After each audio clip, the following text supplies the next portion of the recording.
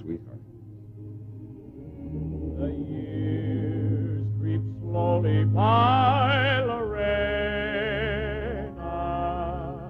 The snow is on the grass again. The sun's low down the sky, Lorena. The frost gleams where the flowers have been. But the heart runs on as lonely now as when the summer days were nigh. Oh, the sun can never dip so low adown affection's cloudless sky. The sun can never dip so low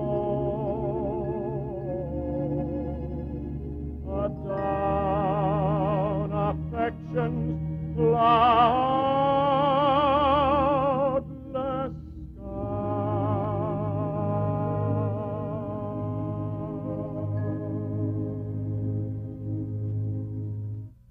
It has been said that no other war in our nation's history gave birth to as many songs as the Civil War. It was such a long and drawn-out struggle, and the feeling on both sides was so intense that literally hundreds of songs of all descriptions were inspired. These were stirring times, and the songs were a reflection of the times.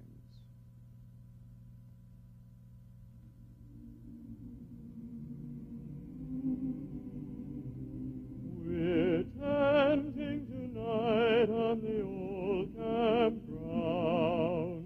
Give us a song of peace. Our weary hearts a song of home. And friends we love so dear. Many are the hearts that are weary tonight, waiting for the war to cease. Many are the hearts that are looking for the right to see the dawn of peace. Ending tonight, ending tonight, ending on the old campground.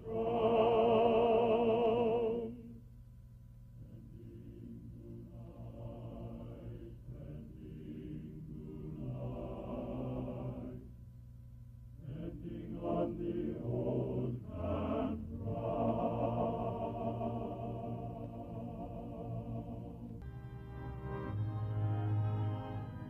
There's a land that is fairer than day, and by faith we can see it afar, for the Father waits over the way to prepare us a dwelling place there in the sweet by and by.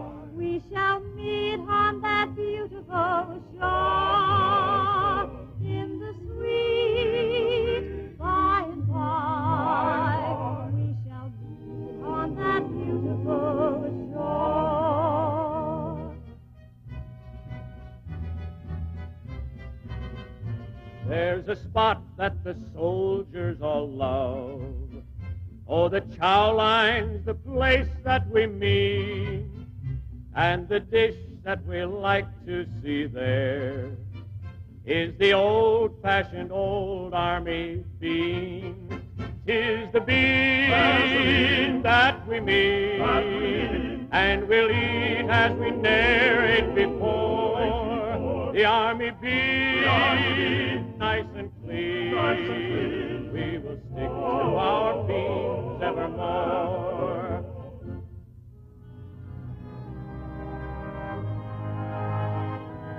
We shall sing on on that beautiful shore.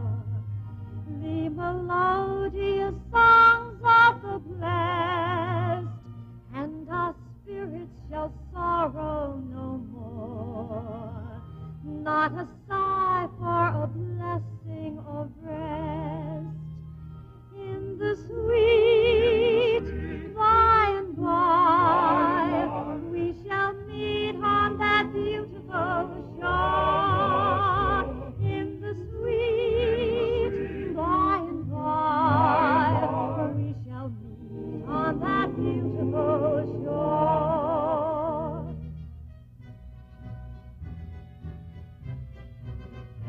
Now the bean in its primitive state is a plant we have all often met, and when cooked in the old army style, it has charms we can never forget.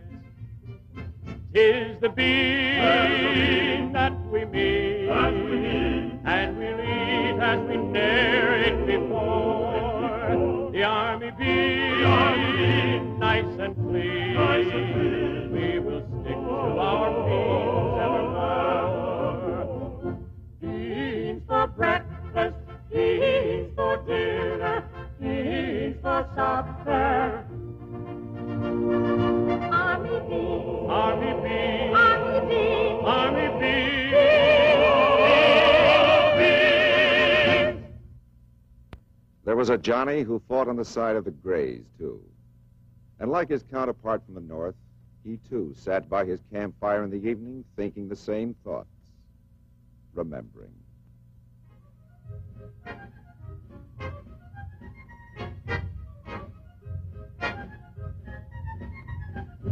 There's the yellow rose of Texas, I'm going there to see. No other fella knows her, nobody, only me. She cried so when I left her, it like to broke my heart. And if we ever meet again, we never more shall part. She's the sweetest rose of color a fella ever knew. Her eyes are bright as diamonds, they sparkle like the dew. You may talk about your dearest maids and sing of Rosalie, but the yellow rose of Texas beats the bells of Tennessee. Oh, I'm going back to find her. My heart is full of woe. We'll sing the songs together we sang so long ago. I'll pick the banjo gaily and sing the songs of yore. The yellow rose of Texas, she'll be mine forevermore.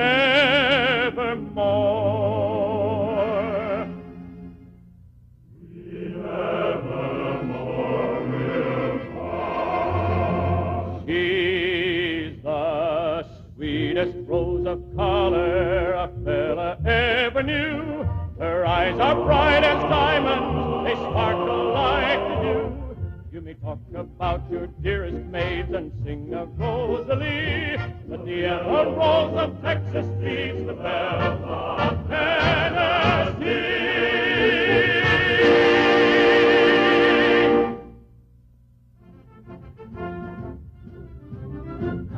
We are a band of brothers and native to the soil, fighting for our liberty with treasure, blood, and toil. And when our rights were threatened, the cry was near and far. Hurrah for the bonny blue flag that bears a single star.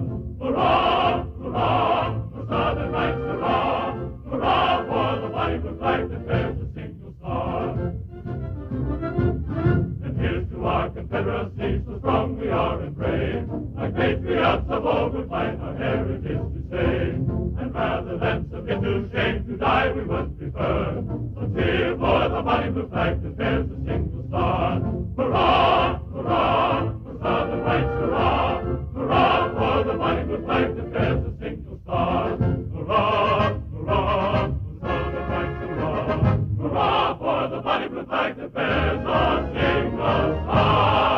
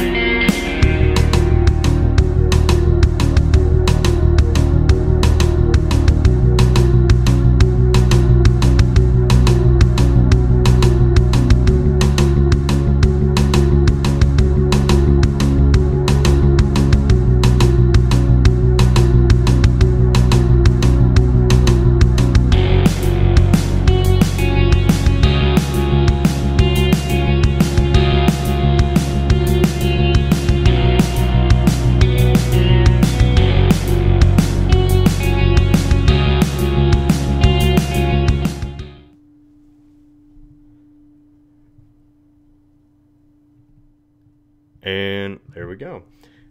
Hello, everybody, and welcome to the So That Happened podcast / live stream. If you ever missed this live stream, which we do every Sunday at 6 Eastern Standard Time, you can check it out on our brand new channel, So That Happened podcast, which is linked down in the description below. So, yes, finally we're doing this again, and I'm joined with Emperor Tiger Star, Tristan from Step Back History, and my friend Tyler, which some of you may remember him. So yeah, everybody introduce yourselves and let's go from there. I'm Emperor Tiger Star. My channel is Map Animations of History, and that's literally it. My name is Tristan. I run Step Back History, and I'm the person who does actual history stuff, like history education content such. And my name is Tyler. I used to help out Cody on the channel many years ago. You might remember me from when we did the suggestion box videos. Man, that's been forever. It's dude. 2013, 2012, man. This is weird. Yeah, so okay. So for people that don't know, Tyler was with us back when we had like under 1,000, really. Under 1,000, yeah. And we were right out of high school, and Alternate History Hub was like something that we just did because we were bored. And I remember you suggested Alternate History PT. Yep, I'm the one that originally showed you that channel, I believe. Yeah, so everybody, actually thank this guy for Alternate History Hub even existing. Yippee! You're all welcome. But anyway, yeah, so we actually used to do a thing called Suggestion Box, which has the lowest... Oh, somebody says too quiet for Tiger and Tristan. Boop. Oh, no. Everybody say something again. Test. Tossed. Oh. It might actually be going through the Bluetooth. Through the Blue Yeti. Uh-oh. That's not good. One sec. Let me mess with the audio for a sec. Yeah, because I'm in front of my mic. Yeah, I think the desktop audio is messed up. One sec.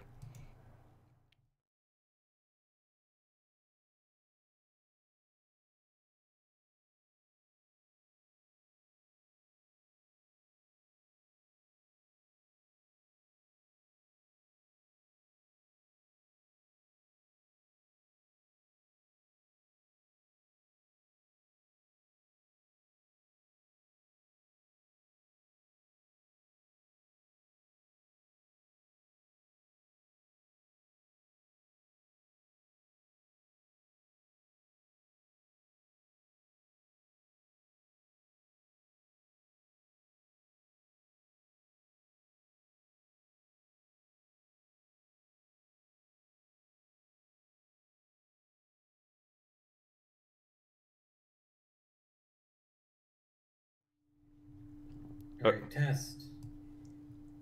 Do it again. Test. Yeah, you're Test. only going through the Blue Yeti.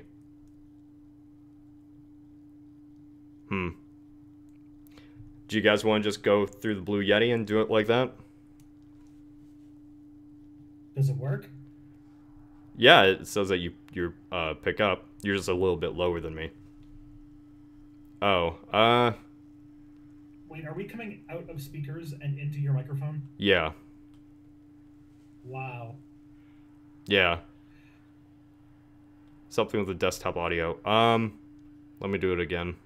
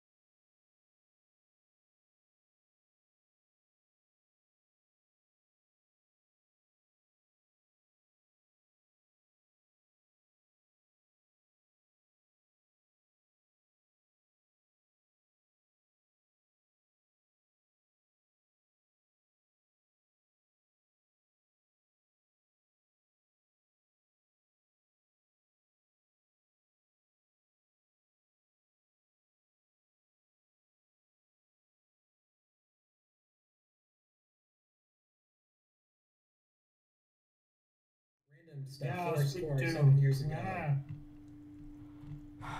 Just do the headphones thing, dude. Okay.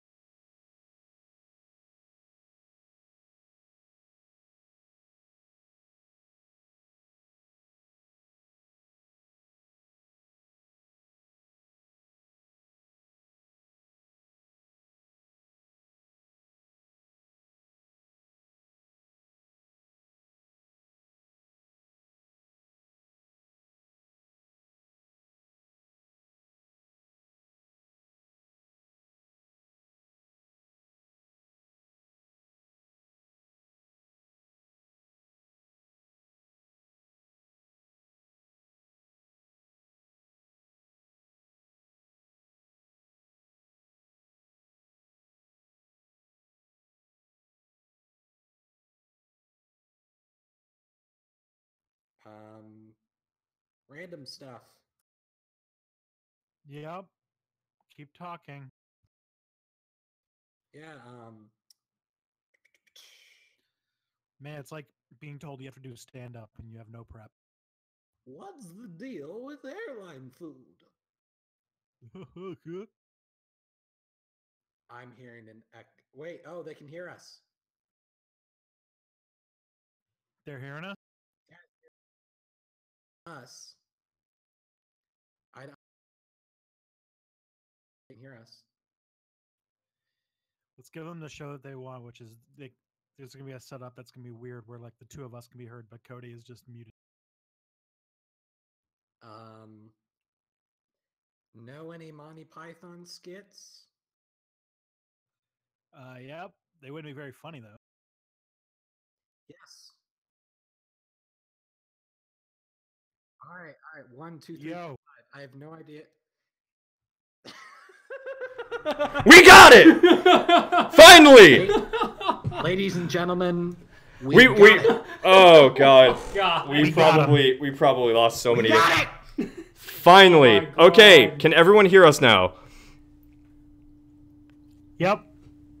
Okay, God. We hear you. How many people did we we lose? Out loud of curiosity. We're down to 1169. So Wow, people. That's negligible. Wow, people are committed. I Okay. love you. No. Okay. Anyway. should we introduce ourselves again?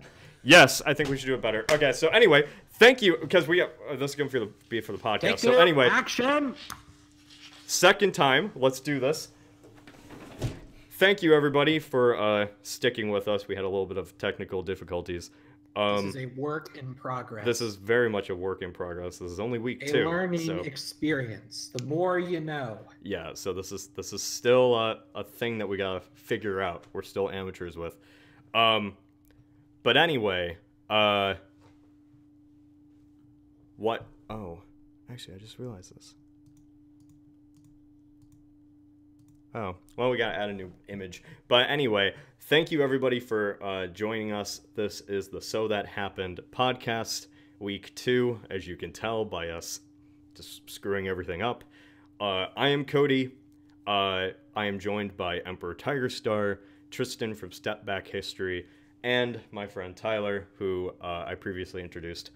So everyone just go quickly through while I try to desperately get a new picture up, because I just forgot to do that. Huzzah. Huzzah. I am Emperor Tiger Star. My channel is Animated Maps. My name is Tristan. I run Step Back History. It's a history channel. That's better than the History Channel. And my name is Tyler. I used to be affiliated with Cody way back in the day on his channel. Yeah. Yeah.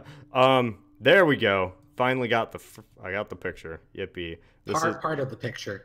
part of the picture. This is like the most jank I look way. glorious. Okay, so anyway, what was the whole cause of that shenanigans? So what happens is because I have a Mac, it can't actually pick up desktop audio sometimes, and it screws up, and so there's a whole bunch of sound stuff. It's all bad. It's not fun or anything. So yeah, let's go past. Anyway, how is everybody after that fun adventure? What's everyone up to? I feel like we've leveled up in some way. Well, I mean, yeah, we experienced something together.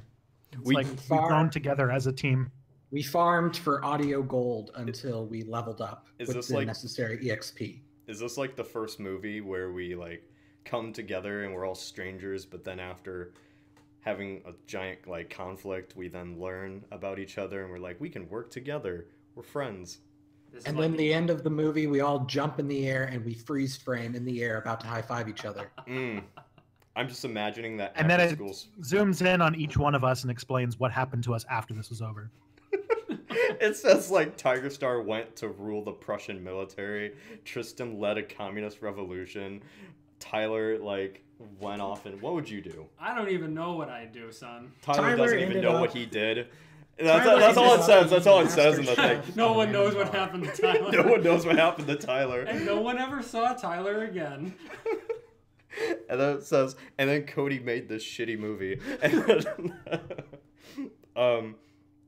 but yeah, that'd be funny. Whatever DM ran this D&D game needs to be summarily executed. This is poor DMing. Oh man. I recommend drawing and quartering. This is fine. This is fine too. I mean, there's 4 of us. We can each get a horse and equally torture him. Yes, this is true. Hmm. I actually have 2 horses at my parents' house. We can make this work. We're halfway Perfect, there. because I don't Wait, know. wait, Tyler. Those horses are in your parents' house? Well, they're all back, but yes, technically. They're trampling the pugs. Oh no, my pugs! They have to like sleep on them and No. you gotta bring hay inside and then just like chuck it inside and The just one abandon the house. The one tries to get in the house all the time when she roams in the backyard. Could she even fit? She has tried. Imagine just coming home and seeing your living room just a horse just I staring at you, being like, I honestly "Sup?" don't know what I'd do. I'd probably just go back outside and leave. Just put your hands on your face like Kevin McAllister in Home Alone and be like, and then just walk out. It'd be one of those. You're just like, well, time for a new house. Yep. Burn it. well, burn it to the ground. Oh, are you saying horses are like spiders? Gotta burn it down because there's a horse in it? That's not very humane. Listen, if a horse had a spider or had a horse infestation, that would be quite an intense thing. That would be a magnificent thing. But yeah, so finally got that done. So the funny thing is, Tyler's actually here with me right now because apparently he doesn't have a computer. Yeah, I have the absolute worst luck with technology. I'm building one right now, so once that's said and done with, we can do this the right and proper way and not the jank way we're trying to do it right now. What happened to your last one? Hard drive failure. Was that the one with The Lenovo one. Oh, that was expensive too. Yeah, so like I said, I had the absolute worst luck with computers. So I'm just going to build one so when it does die, I can just pull the part out and put a new part in and be done with it. I'm gonna move the microphone like right there. Do it. Makes it easier. All these people who just like know how to build computers, and I don't, so I just keep buying new ones. Well, Hey, I don't know how to build one either, but I'm just told it's plug and play, so I'll just keep plugging stuff in until something works. My brother did it. He says apparently pretty easy. That's what but- everybody has told me. So like, I can fix cars. I can probably build a computer. But he also made it out of a literal suitcase. Oh, okay, that's He pretty made his entire desktop off of a literal suitcase, and That's you a say pretty it's badass. cool, but it also almost burnt down the entire Jeez. apartment complex. Did he not ventilate it? No, he didn't. Oh my god. The thing caught on fire, and then he had to just like fan. He didn't have any like fireproof shit, so he had to just fan the flames until Oh, they died. no. Which fanning the flames usually doesn't work. No. Yeah. And he also then- had like a bowl, and he had to go run to the sink, put a bunch of water in the bowl, run over, splash it, run back, Oh and he my did that like God. 10 times until the fire was Cody, dead. your brother needs help. He did not Seriously. deserve Oh, that's that the first. computer. Yeah, that's when you say it. Yeah. Oh my god. Yeah. No, we've been And saying then it for years, over the Cody. charred remains of the computer, we all look over it. We can build it stronger, better, Those are true. faster, stronger, and then we've got cyber computer. It's always a what Half movie was computer, that? half robot. What? $50 Million Man. That's what it was. Yeah. It's a TV show, actually. Yeah, I was thinking RoboCop for some reason, but then I was like, that's not RoboCop. Clearly, the best show to come out of the 80s. Clearly. I actually just saw Blade Runner for the first time. The original one or the new one? The new one comes out next week. I thought it was already out. No, we gotta go see that. Oh, yeah, I'll go see it. But you saw Kingsman last night. We did see Kingsman last night. Let's talk about Kingsman. Did you guys see Kingsman? Lovely. Nope. What? Dudes, Why? My dudes. Yo, if we're gonna be expected to watch media, you got to tell us like a little bit beforehand so we can do our homework. Oh, well, okay. I'm sorry. I thought Kingsman. I haven't even seen the first one, so. What? Oh, you know what? I mean, That's like, actually a good idea, Tristan. We do need to have a mandatory media thing that we all watch something and we talk about it at the end of the week. Be like, so like homework. Don't think of it like homework. Think of it Well, like it's during the school semester. It's homework because we have to do it at home. it's technically not during the school semester for both of us. So. I don't go to school, so. And I'm taking a break for the channel, so. Yeah, but we'd be the ones who would have to go out and see the movie. It doesn't have to They be. have a point. Yeah, true. I'm trying to think that there aren't many TV shows. Okay, you know what? Fine, ditch that idea. Screw it. You guys are no fun. No, I don't mind doing it. If you see Blade Runner, okay, have you guys actually seen Blade Runner? Nope. Yes. Oh, we're halfway there. And Tiger Star. Do you live? Have you lived? Yes, I do. Yes, I Emperor do. Tiger Star, have you seen movies? Yes. I don't even know why I'm acting superior. I just saw it on Thursday. So I mean, I've seen it years and years ago. I'm sure I don't remember most of the things that happened in it. it's pretty good. Yeah, that's my status. I think I saw it like 3 years ago, and I think that I was a tad under the influence at the time, so I don't remember very much. Yeah. The aesthetic. I like the aesthetic. Yeah, it was a good movie for that. Yeah, it was kind of like my 1984 video, but I never actually saw Blade Runner before. So when I saw it, I thought, whoa, that's So like put things in perspective. Yeah, it's like a weird. You'd like it, Tiger Star, because it's kind of like an 80s futurism thing. I mean, I have a giant list of things that I have to see, so I'll add it to the list, but it'll take a while to get to that part of the list. Like, never underestimate what I have and haven't seen. Now serving Iron Man 1. We actually talked about that yesterday. I've seen last that. time. Last time we talked about Iron Man if it was grimdark, and yeah, well, our idea was I don't even know why we came about it. It was the kid from Stranger Things.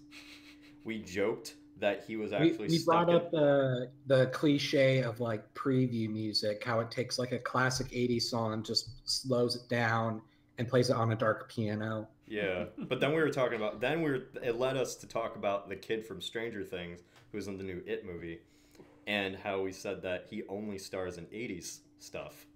And so I joked that since that's like 30 years from now, technically he should have went through the entire thing of being a child star and growing up until today. And so he should be like 40 years old by now. And then Tristan was saying that he probably Robert Downey Jr. and went through like this whole drug. Actually, you know what? It sounds a lot more messed up when I explain Yeah, now it that to you're somebody. explaining it, I'm really questioning this whole line of thinking. But the point of it, what led to that, was we were talking about a grimdark Iron Man, which would also be like 40K-ish for some reason. So what, just a assault marine flying around blasting anybody he saw as a threat to humanity? Yeah, pretty much. Well, there's actually a really great, I don't know if it was a fan comic or if it was a legit comic because I've been looking for it, I couldn't find it. I just saw pictures from it. And what it was a bunch of factory workers for Stark Tech, or what's this company? Stark Industries? Stark That's it. Industries. Yeah, so a bunch of like factory line workers get laid off because he basically is like streamlining production and, you know, the typical reasons why people screw over the poor. But then a bunch of like blue collar Joes get together with the technology that they worked on and build Scrap Iron Man, which is like the working people's like Iron Man for the people, who's dedicated to taking down Tony Stark. Isn't that the plot of Spider-Man Homecoming? Or so they just build the Steel Legion? Kinda. No, like, well, because Vulture... I didn't see Spider-Man, so Oh, you haven't seen Spider-Man? I haven't seen it yet, no. Oh. I'm not a fan of Spider-Man, so I'll get around to it eventually. Okay, have you guys seen Spider-Man? Yes. I'm going to watch it when it comes out on DVD, which is soon. Okay, well, anyway, this isn't... it's kind of a spoiler, but not really. Vulture does that. Vulture is kind of the blue collar worker who gets screwed over literally by Tony Stark, and so his like suit that he builds is like to go after the capitalist big shots. Oh, okay, I get it. Yeah. I So get it. Yeah, he's literally the blue collar version of Green Goblin, I love except they it. did him way better. oh yeah, they done him way better. He's my favorite. He wasn't Spider-Man like villain. cartoony, just evil for the sake of being evil. He actually had a reason why he was doing stuff. Oh come on, you Yeah. don't like the I'll get you, Spider-Man. No, Cody, no, I could no more of squash that. you like my a favorite. bug right now. You don't like William Dafoe's scary ass face, I don't like William Dafoe, period. So but he, Oh man, it makes me think a lot about like how. So it's played by friggin' Val Kilmer, yeah. and how the last big movie that Val Kilmer did was a movie where he was parodying his time playing Batman as like this guy named Birdman, and then he does this whole movie about how like playing a superhero like destroys your acting career, and then he comes back as like the most literal Birdman you can possibly be. Oh boy. oh boy. Anyway, enough about superhero stuff. Let's talk about ourselves because we're narcissists. How was everyone's videos this week? What did you make? Tyler shrinks my- in the corner. Like Yeah, pleb. my video was over the Sonderbund War, which is basically the Civil War of Switzerland, or the second one at least, because they had two.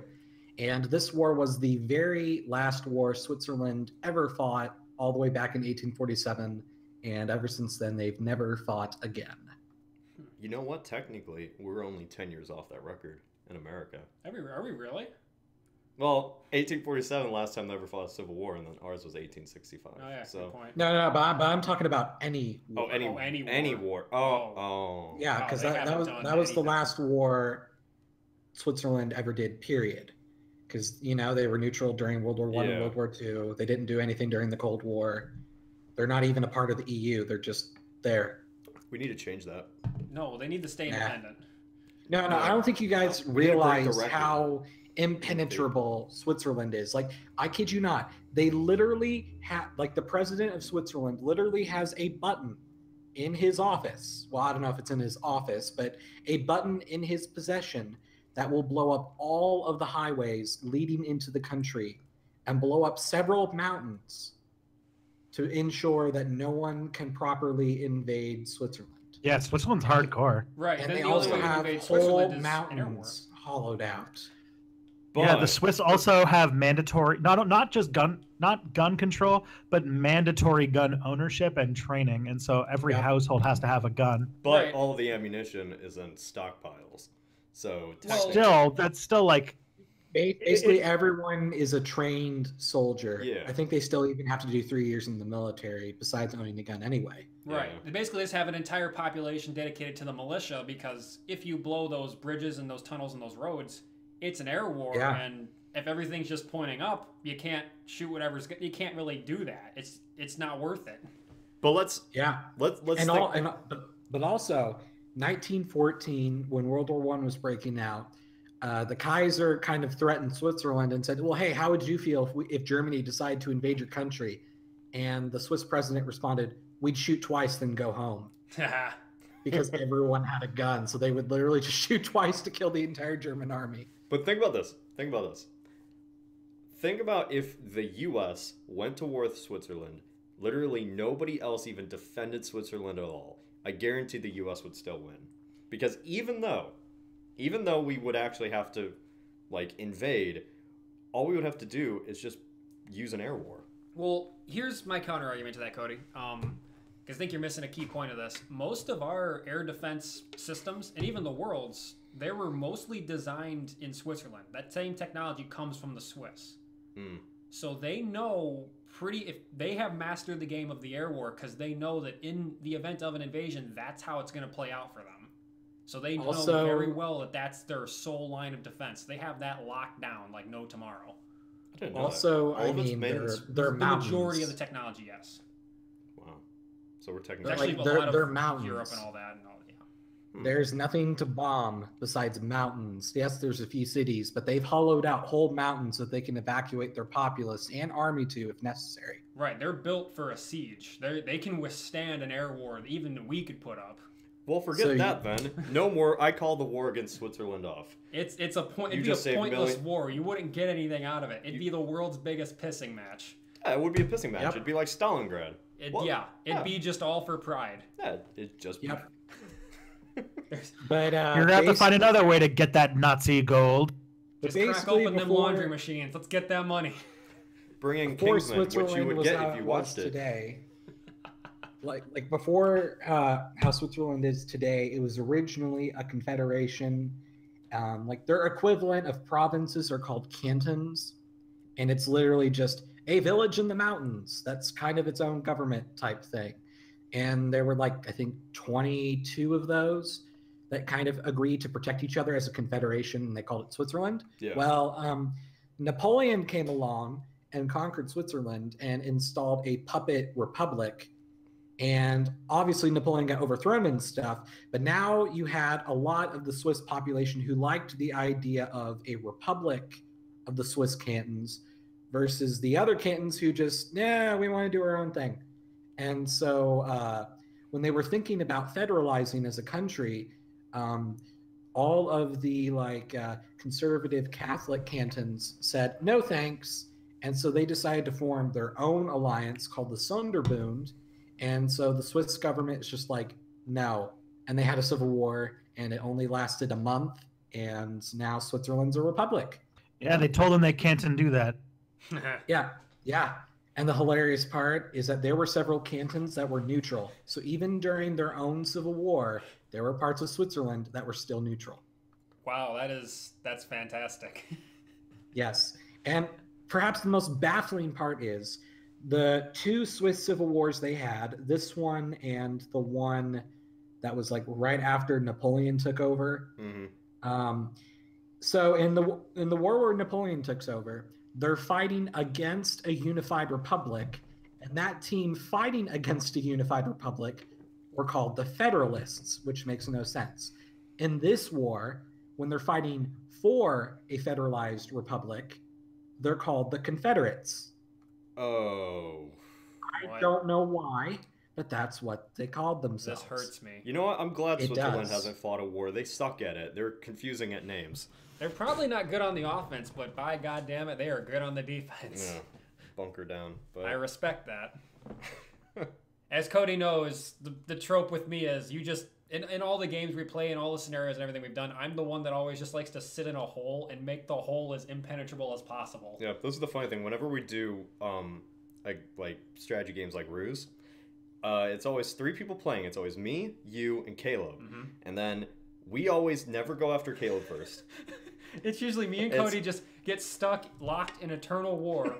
The best example I can give, you were, I think, the British and I was the Soviets. Yep. And Caleb was always the Germans. Mm-hmm. We ground our militaries and our economies down to nothing, to where it took us 10 minutes to build like a light tank. And then we'd send that tank forward, and what was left of our defensive line was just annihilate it. And it was just purely out of spite when that was happening. We had great militaries too. Like we had just ground them bombers into dust. And then eventually we just became like third world nations sending infantry out to die. And then here comes Caleb with like 320 King Tigers. Yeah, that was a lesson learned that day. To never fight each other, always fight Caleb. And we still never learned that lesson either, we because we do Age of Empires. Have yet to learn that lesson. Because we did Age of Empires, and then you would play the Mongols. Yeah. I had to build. Well, it was the Sioux Indians. That's what it was. Oh, it was? I couldn't build defenses, so I was solely relying on you guys to defend me. Oh yeah, and you're trying to be like the Dothraki. Right, for the Game of Thrones scenario. And I built a giant wall across half of the map. It was just to keep you out. But then I had the big wall, and I had a smaller wall. So it was like bossing safe from Avatar. And it worked, because then you went after Riley then, and you killed him, and he was the Indians. I burned all his expensive stuff, then went home. He had this thing called a Temple of Peace in the center of the map. And that was the first target for Tyler's aggressive campaign. It did not last long. It was burned in 3.5 seconds. Yeah, Riley's usually the R.I.P. Temple of Peace. No peace in my domain. That doesn't exist. I just stayed back. Like, Riley wanted help, and I thought, no, screw that. I'm just going to stay back with my massive cannons. Meanwhile, Caleb is funding me secretly. Oh. Wait, he was? Yo, you never found out about that? No. Oh, he was funneling like all this food into my country to keep me attacking everybody else. He was like my ally. He was buying me off. Oh God. Oh. We've exposed treachery on the air. This is what this podcast for those of you that get the sells. reference, I was a Dothraki, Caleb was a Lannisters, or no, you were the Lannisters, he was the Starks, and Riley was, I believe, Dorne. So basically the Starks were paying off the Dothraki to just burn the Lannister countryside in the Dornish realms. I feel like, on like thinking back to it, I feel like I would be more of like the Tyrells because Highgarden. Oh yeah, I get it. Yeah, and then Caleb would be the Lannisters paying everyone off. Well, he was only paying me off. He was just being nice to you guys because you were all on a team, and then he's just giving me all this food to just replace whatever I lost from you and Riley immediately. You never actually went after me though. I blew up some of your walls, but that was all I ever did. Oh. I just tore down walls and just left. Yeah, well, because as soon as you would go after them, then I would just go and have all of my workers, and I'd sacrifice them by the hundreds as you would go and kill them. Man, Age of Empires 4 is coming out now. I am ready for that. I have been waiting for so long. And Definitive Edition, too. Yes. So before that. I saw that, yeah. So we're gonna have... I now have a new purpose. I know, right? My life is fulfilled. Like, I still have, like, my old Age of Empires game. Like, I can't play it anymore because it's on one of those... it was back when all computer games came on CD-ROM discs. Oh. Back in the dark times. Yeah. I call those the Zoo Tycoon 2 days. Oh, but Zoo Tycoon. That's the only time I could play a Zoo Tycoon 2 Yep. put the disc in. Yeah. Ah, Zoo Tycoon. Hell of a game. Why did they not make a sequel to that? Oh, wait, they did make a sequel. They did. They made a lot of sequels. It was horrible, though. No, they only made Zoo Tycoon 2, and then they made the one for the new Xbox One.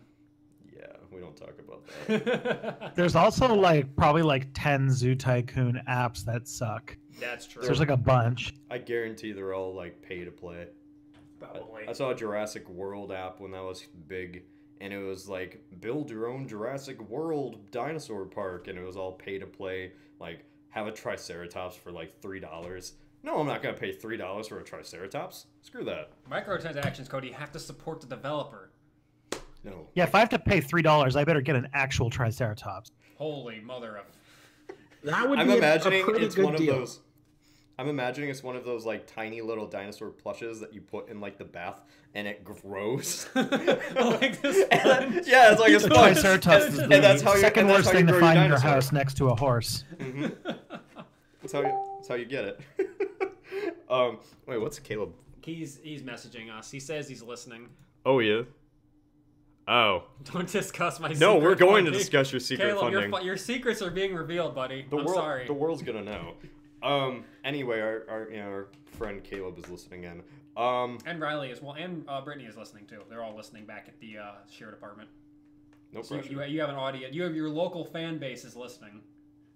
Is it weird that actually adds a little bit of pressure? Don't feel pressure. I feel no pressure. Dun, dun, dun, dun, dun, dun, dun. Tiger Cody- Star feels pressure. Cody, I was a fan before you had fans. Anyway, Tristan, what about your video? What'd you make this week? I made a pretty fun video this week. So this one wrapped up my first season of Step Back, which was like my first batch of videos I made back in August. And it is about the Freemasons, like the actual history of the Freemasons, the boring and not anything to do with sacrificing babies or that's ruling fun the world part. with Freemason. Well, as far as you know. As far Yeah, I as made you a lot know. of jokes about that. That's, man, my friend, I'm not going to say who, but my brother's friend is actually in the Freemasons, and he was trying to get me and my brother to join. I would join. I have one of their swords. I think they'll take me. When did you have one of those I've swords? showed you this before. I bought it. I don't remember, like, It's half like the an weapons old you showed me. ceremonial sword. Yeah, I have it hanging above my bed. I haven't been to the apartment forever. I don't It wasn't remember. at the apartment. It was at my parents' house when I still lived there. I haven't been to your parents' house in forever. I don't well, I'll have remember. to And bring it over now sometime. all of them are secretly planning to break in your How house big and take was it? that How big sword. is it? It's like that big. Wow. Like it's legit as far as I know. Huh. It's got their crest and emblems and everything all over it. So anyway, Tristan, what'd you find out? Basically, like, there's some really cool stuff, like all the stuff about secret handshakes and all the rituals and stuff come from the deep past, like the Middle Ages, when you had people, like, in the past, right, you know, everybody rode on, like, their local reputation for their jobs. Yeah. But that doesn't work when you're a construction worker because construction workers go from place to place building, castles and shit. As construction workers tend to do nowadays, yeah. Castles. Yeah, so if you are a professional, if you're a professional castle builder or whatever, you have to go from town to town. So you're like a vagabond, a transient. Mm-hmm. But you need to be able to vouch for, this person knows what they're doing. This guy's part of like, the guild, which was like the old union. Yeah. And so they had things like secret handshakes and secret rituals so that two masons who had never met each other before could, at least know that they're in the same organization. It's interesting. And so then they just kind of create a kinship and a bond, which slowly... Yeah, and it kind of like built up upon itself, and people who weren't construction workers wanted in, and eventually it turned into like Freemasonry, and like there's a bunch of amalgamations, and it's kind of built up ever since. I mean, really, like all of the quote hidden Freemason stuff is just memes. Yep. Like it's that's memes. Literally what it is. Oh. Yeah. Oh, that's what you So said. like, you look over Washington D.C. and you can find the Freemason symbol on the city streets. What a conspiracy! No, it's just a meme. I'm just imagining, what if like all of the information on the internet just was wiped out and we're only left with like a few remnants of stuff, but the people that know about the internet are like a part of the secret society. So it's like people that know like Pepe or I cannot facepalm hard enough. I know, it'd be a horrible existence. This is terrible. But it'd be like that'd be the secret society. It's just people that know internet memes. All of the people who have all of the books because the internet's destroyed, and all these people who are used to not having to use books are all suddenly helpless, will form the Society of the Google or the Wikipedia or whatever. I mean, technically, since we're YouTubers, we're already in the Society of the Google. We're already, they already control our every lives. I'm just a plebeian. I do a lot of research working with Wikipedia, and the people who do Wikipedia are so hardcore sometimes that I could imagine that without the internet, they would actually like start their own little like information cult and like maybe like the Maesters or something. Oh, they would definitely be the Maesters. If everyone in like on the internet, if every website was their own like house of Game of Thrones, they would be Old Town. Wikipedia would so be Old Town. They just hoard all the knowledge. Yeah. And never do anything with it. I think ever. 4chan would be like the Dothraki or Boltons. Oh yeah, 4chan's the Boltons. Boltons. Paul is the Boltons. Yes. And then like Google is like the Lannisters. Yeah. They're kind of like just paying everyone. And then except they're actually rich, not just pretending. Yeah, they're actually rich. The gold mines are still going. They're still plentiful. Uber definitely has to be Cersei then, because Uber's like, doing all the crazy transgressive shit to like, So would Lyft be? And Nick Klemper Pow. Jon Snow is Lyft. Jon Snow is Lyft. He's even got a mustache. Oh, true. It's true, yes.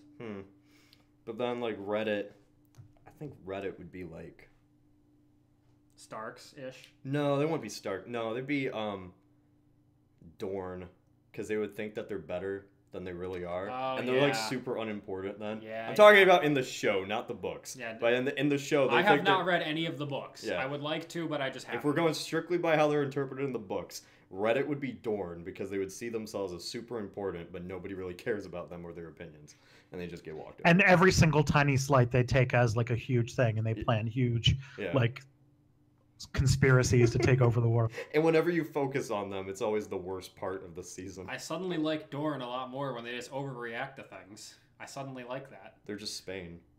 They're like my Legion, Cody. Oh yeah, your Legion. My Iron Warriors love to overreact to everything.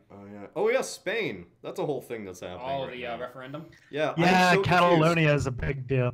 I actually have I never researched into Catalonia, so I know nothing about it. Yeah, that's like the one thing that I know absolutely nothing about. I just see Catalonia and Spain, and they're like duking it out, and then some people are calling Catalonia communists, and then some people are calling Spain communists. It's like everyone's calling each other communists. This just seems like a lot of mud. Yeah. Okay. So, well, I could tell you guys a little bit. I bet Tarkastar knows more, though. Yeah.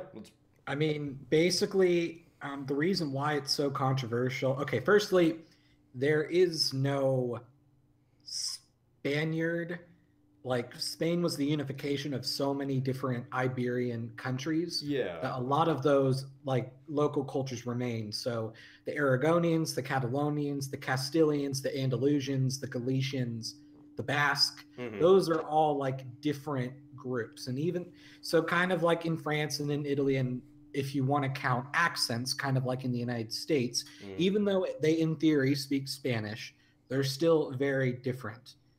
And so obviously every once in a while you're going to have that separatist tension. And Catalonia has probably been the most different, the Catalonians and the Basque, which is why they've been revolting more. And the complications about this referendum is like, I would actually say it's kind of similar to our Civil War. The Spanish Constitution says you cannot secede, but they're trying to secede anyway. So that's why Spain is forcibly disbanding the referendum, because it's technically constitutionally illegal. Yeah. But on the other hand, if you want Catalonian independence, what are you going to do? There's a few other things to add to that as well that I should mention, is that Catalonia largely was on the Republican side of the Spanish Civil War in the 30s. Yes. So they opposed Franco in a huge way. The second thing you should say is that Spain in the last like 6 years or so has been going through some huge economic problems, like almost like 20% unemployment, like really, really bad stuff. And Catalonia, because of its because it has Valencia, is actually like one of the small economically successful parts of Spain at the moment. And so Catalonia also is like a richer part of Spain than the rest of Spain. And so a lot of them are like, let's get out because, you know, we got more stuff than the other thing. It's like kind of what happened in Sudan as well. Yeah. Yeah, like I saw a thing, I think it was what, 25% of the GDP of Spain is from Catalonia. So that would just cripple them. I think I saw a statistic like that, but I'm not sure. Wow. But yeah, so like Spain has a very, very good reason to want to keep them. Yeah, if they lost 25% just off the top, that'd be crippling. Yeah. Oh yeah, Catalonia has Barcelona, not Valencia. I mix those two up. But yeah, I actually saw a video of like the boomer generation, because I know that there's still a lot of Franco sympathies, because Spain, you know, got rid of Franco, because Franco died in the 70s. So Spain had fascism for like 30 years after everyone else did. And so a lot of the people killed by disco. Yeah, it got killed by disco. My God.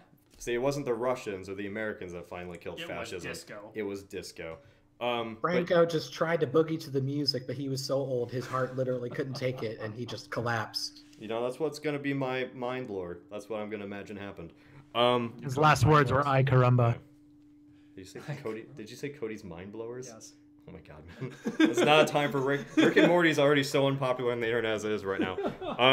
But anyway, yeah. So since Franco is already remembered by a lot of the older generation, a lot of people are actually still sympathizing with him. So I saw a video of a bunch of old people doing practically. I mean, it's the Roman salute, but it's basically like the, you know, kind of the associated fascist salute. And it was weird. It was a weird thing to see. You also had, it was a thing that was always in the back. There's like nostalgia, but also there's like this whole thing going on where everyone's like, hey, it's been 70 years. Let's just give fascism a try again. Yeah, let's do it. I don't know. It's like now, let's do communism. Let's do fascism. It's all fun. Let's completely forget about the regular governments we have, because apparently those don't work. And the fact that they triumphed over all of those governments varying years ago for numbers of reasons. Anarchism. This is why we should focus more on history in school instead of just math and science. Yes, please. But no, you don't need to learn history, math, science. You need to work, math, science. All the STEM stuff. Well, this is why I started Step Back, is because Step Back was like, I realized that there's like no historical literacy amongst most people. Yeah. And you know what? When it comes between understanding a general idea of the past and, you know, differential equations, you know, what percentage of people are going to be better off with one or the other? Because the fact that there's the rise of like the far left and the far right now. Is it any coincidence that we're also in the same time period where the last of the World War II veterans are dying off? I mean, there's a reason why it's coming back. It's because the collective memory of our country, remembering why such extreme ideologies were bad, has gone away. So there's no one to tell the current generation of people, hey, dum-dum, that's a stupid idea. I lived through it. I walked to school 20 miles in the snow, forwards and backwards. I feel like a lot of it is also a coincidence, too, because we've had the worst recession since the Great Depression. So it's only natural that after we have such a horrible economic recovery, that there's going to be pretty much the same thing that we would see in the 30s, because we're kind of living through the 30s. In a way, yes. Yeah. And just like how the Great Recession is like 1/3 of what the Great Depression was, the modern Nazis are about 1/3 of the original Nazis. Yeah. Instead of being legitimate scary people, they're just scary people living in their mother's basement. I mean, we kind of had this discussion last week how nobody's really living through that huge of a struggle right now. Like we're not living through a war-torn nation. It's not like we just fought World War I. Like, we're not in a mass depression. We're not having people starving. We're not having, like, I don't know what the height of the Great Depression was, but, like, let's just say 30% unemployment across the board. Like, no, we're just kind of uncomfortable right now. So everybody's just Europe, kind of venting. In Europe, it is actually, there is a bit of a economic depression. But here in America, we never had that. So we kind of have people just LARPing and we're basically just uncomfortable and unhappy, so there's just a lot of people venting right now. It hasn't got to the full-on, like, marching in the streets for rallies yet. It's basically just people being dicks collectively. The only thing I could say to that, though, is that we're kind of hitting a new precipice about this whole thing, because the last depression was... And this recession, to a point, are results of the fact that that's how capitalism works. It has boom and bust cycles. The rich never seem to actually suffer from that, but that's different topic for a different time.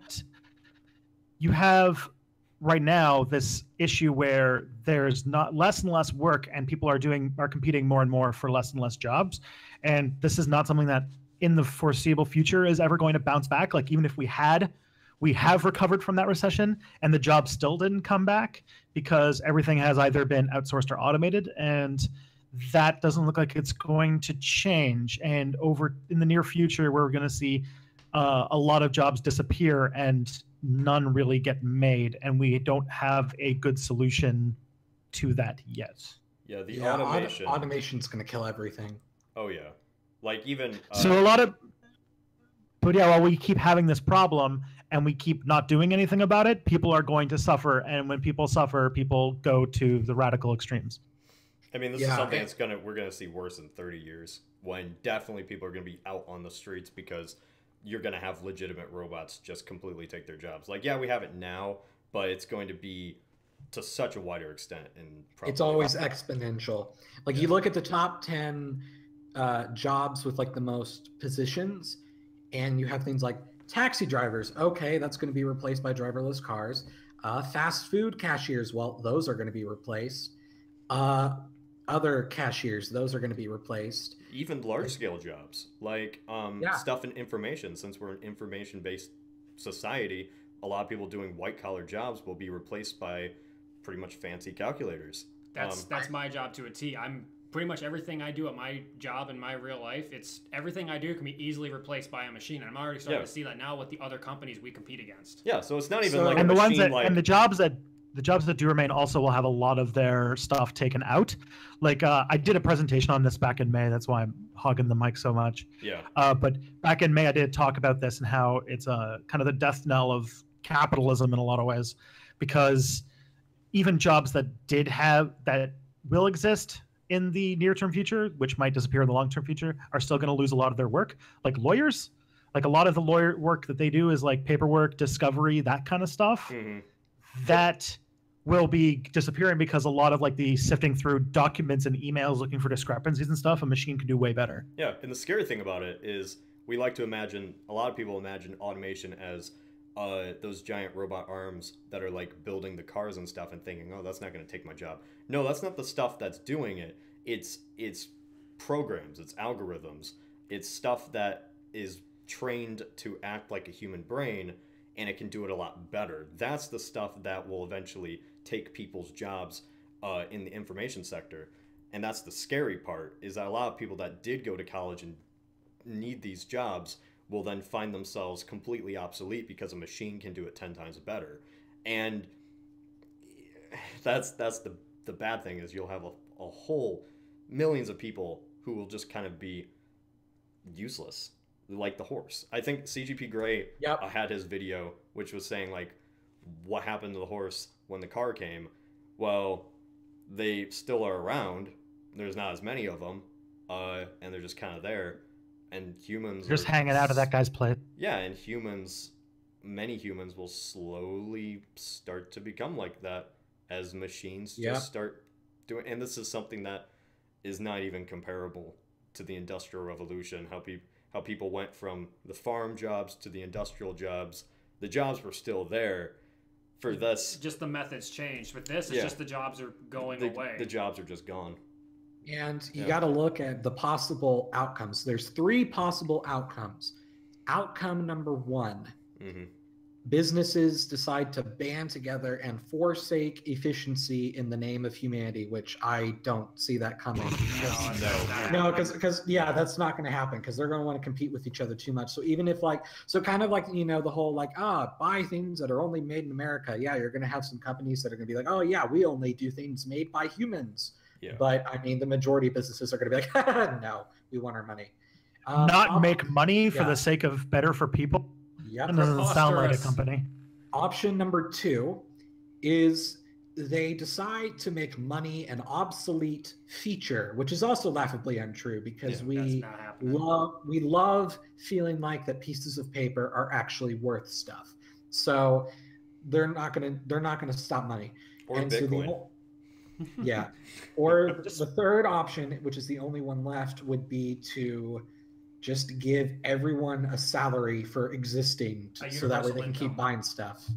Yep. Because that would be the only way they could buy stuff, unless they're going to give away everything for free, but then there'd be no point in money. And greedy people are still going to want to earn slips of paper. So they're just going to inevitably just give people more money to spend forever. And that's like the only thing that can keep the economy going. Or, I guess, option 4, apocalypse. Oh. Okay, there's a 5th option, though. You could have government intervention before we reach that.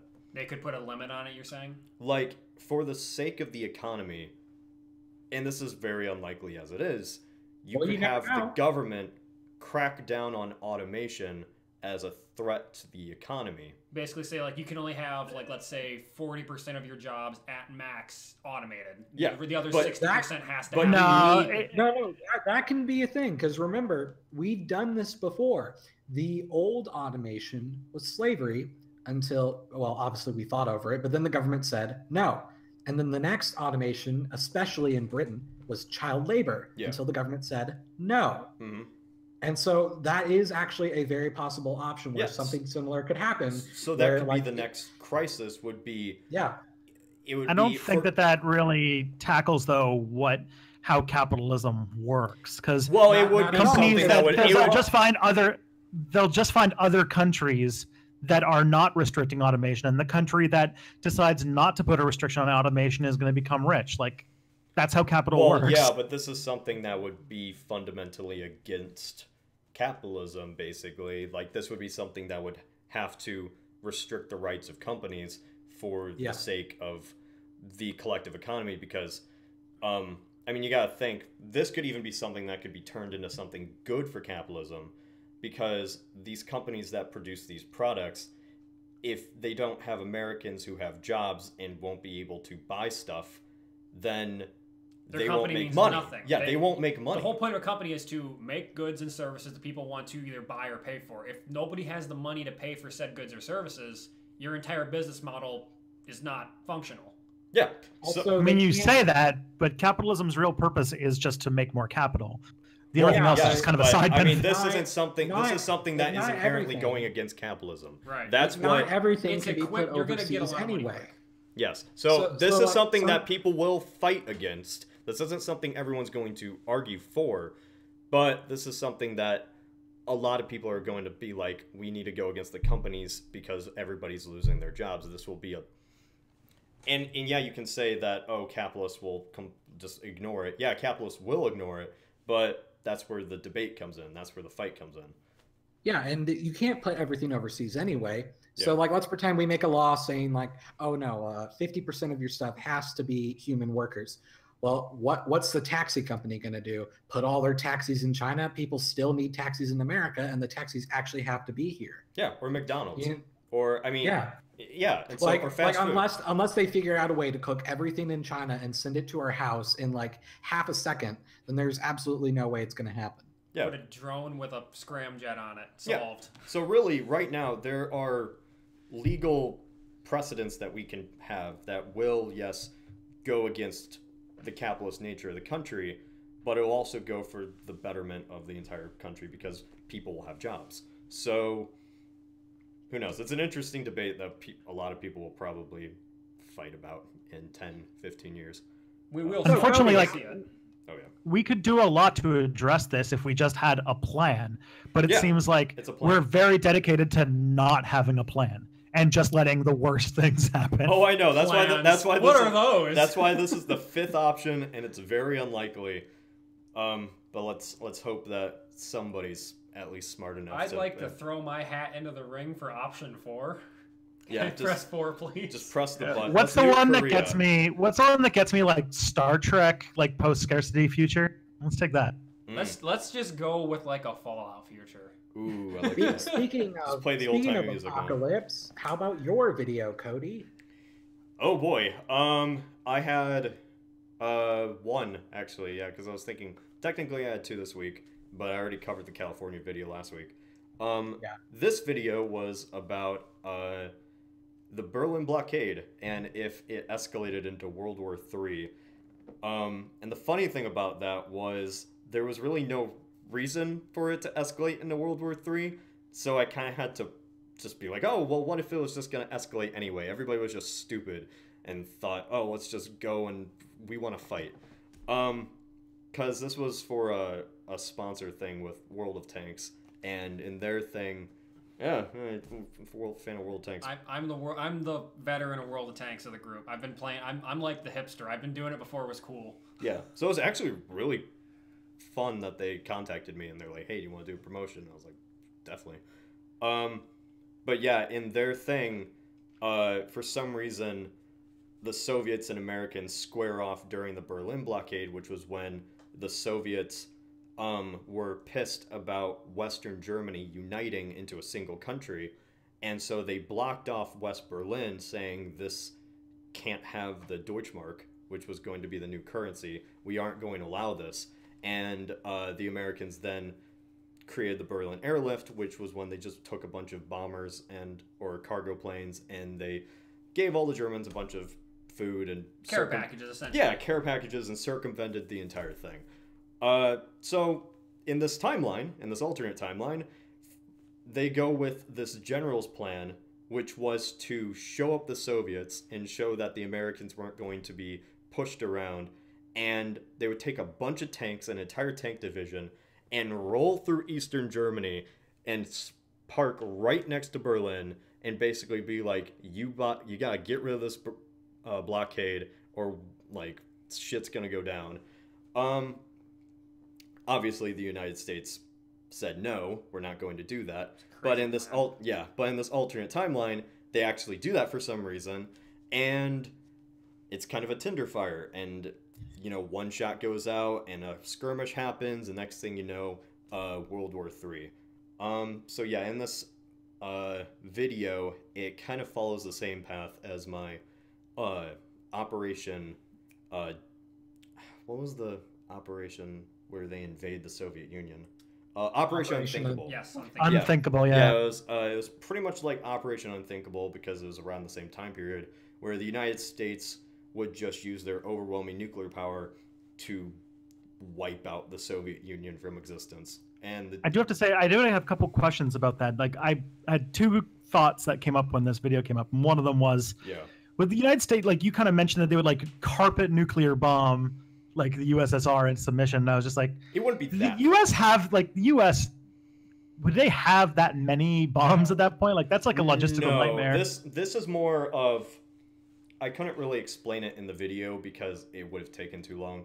But this would probably be a more drawn out process. It wouldn't be an instantaneous war. It'd probably be whenever the U.S. would produce a bomb, they would go fly over a Soviet city, and then if they didn't get shot down, they'd drop the bomb and it would explode. So really, instead of them harvesting all of these bombs in their nuclear arsenal, they would just, throughout the war, produce a bomb, nuke a city, produce a bomb, nuke a city.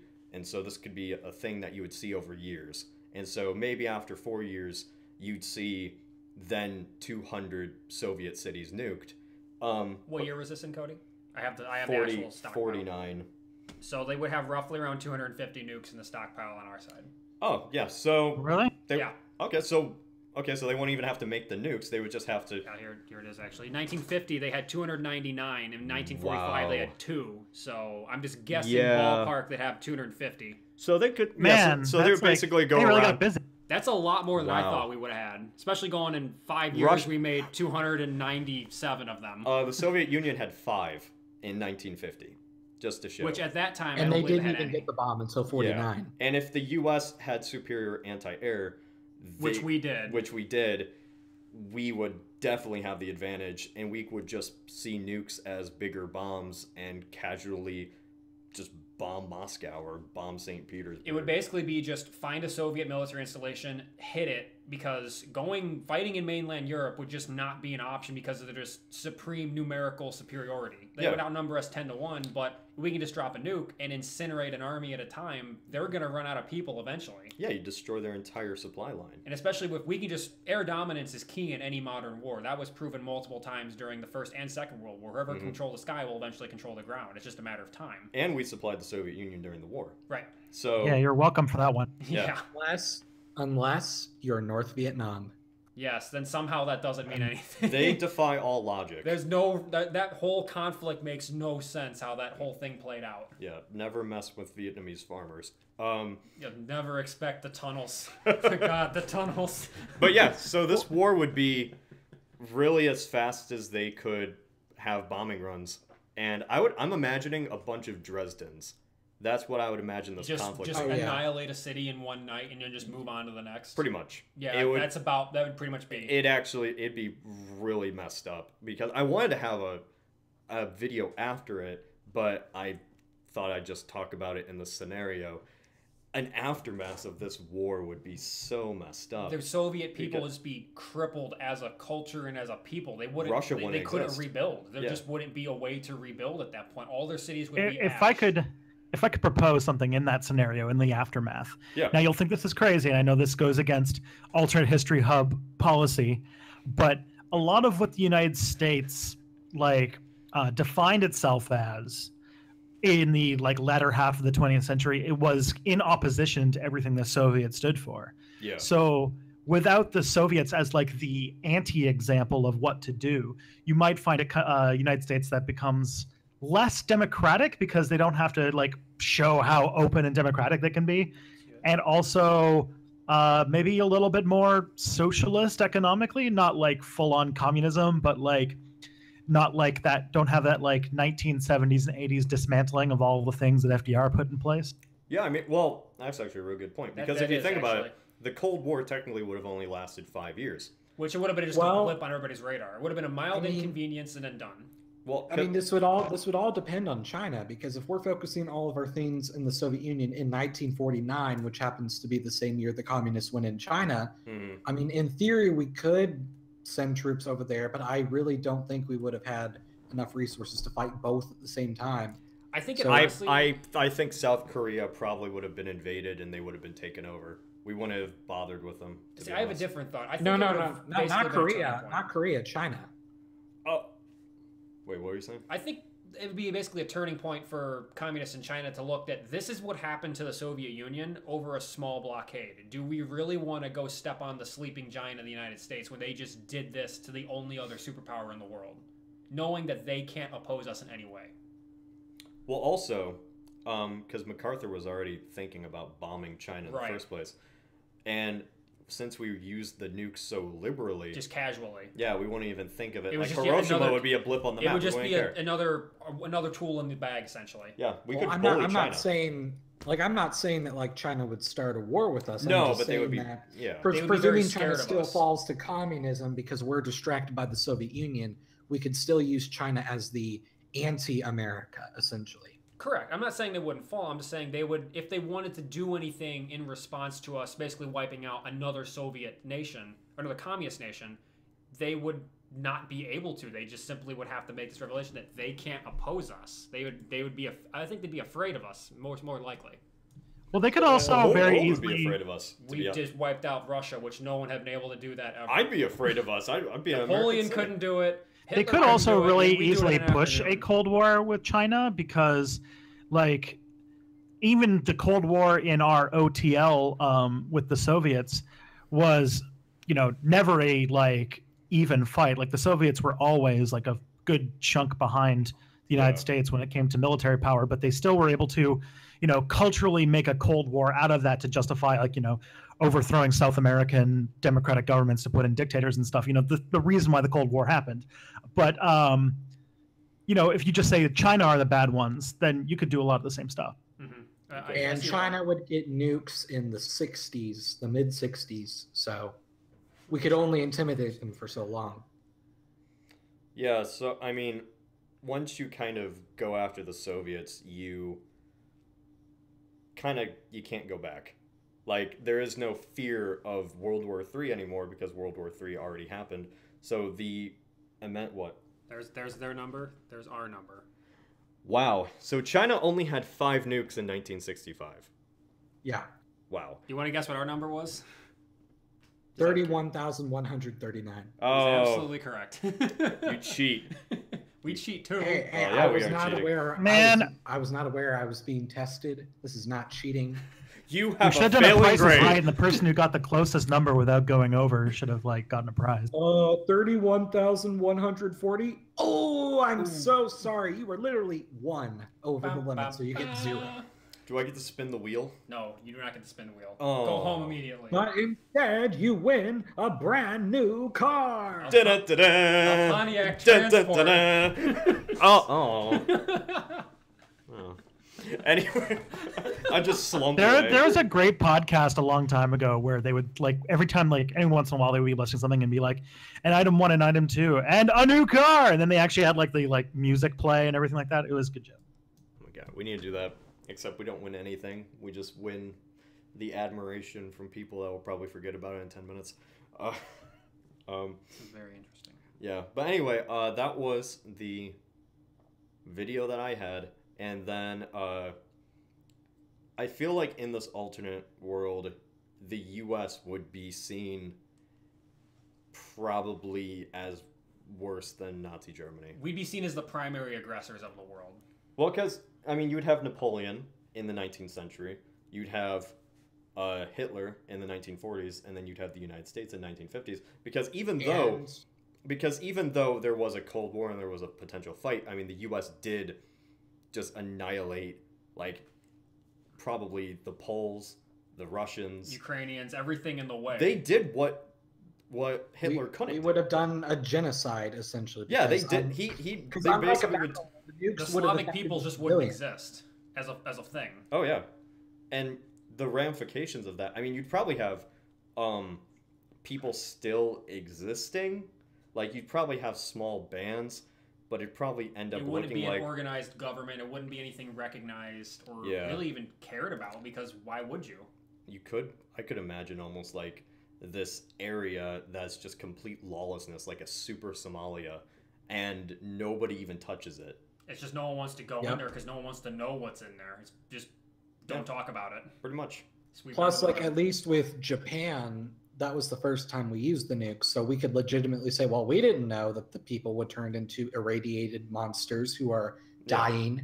I mean, but then with the Soviet Union, we know this, and we are launching potentially 50 to 250 nukes. Yeah, it'd be our equivalent On top of of that, Holocaust. too, I know this is not that Japan in the 40s, they were Asians, and the United States, the world, the white world in general was a little less you know, Concerned, kind yeah. towards the rest of the world, concerned about those things. But if you did it to like Russian people and Polish people, you know, those people who had been fighting on the Allies through all of World War II, yeah, you'd probably have a very different response. Yeah. Oh yeah, yeah. I mean, Western Europe would probably see the U.S., which would be using their countries as a base, as like an evil empire that would have conquered them. They would have seen they just made a deal with the devil, and now they can't back out. Yeah, pretty much. Because yeah, even though Stalin and stuff would be bad, Did it really justify the means of what just happened? Yeah, after 10 years, everyone's memory of Stalin will kind of disappear because they're all dead. That's just not a thing anymore. The Russian state and the Soviet states and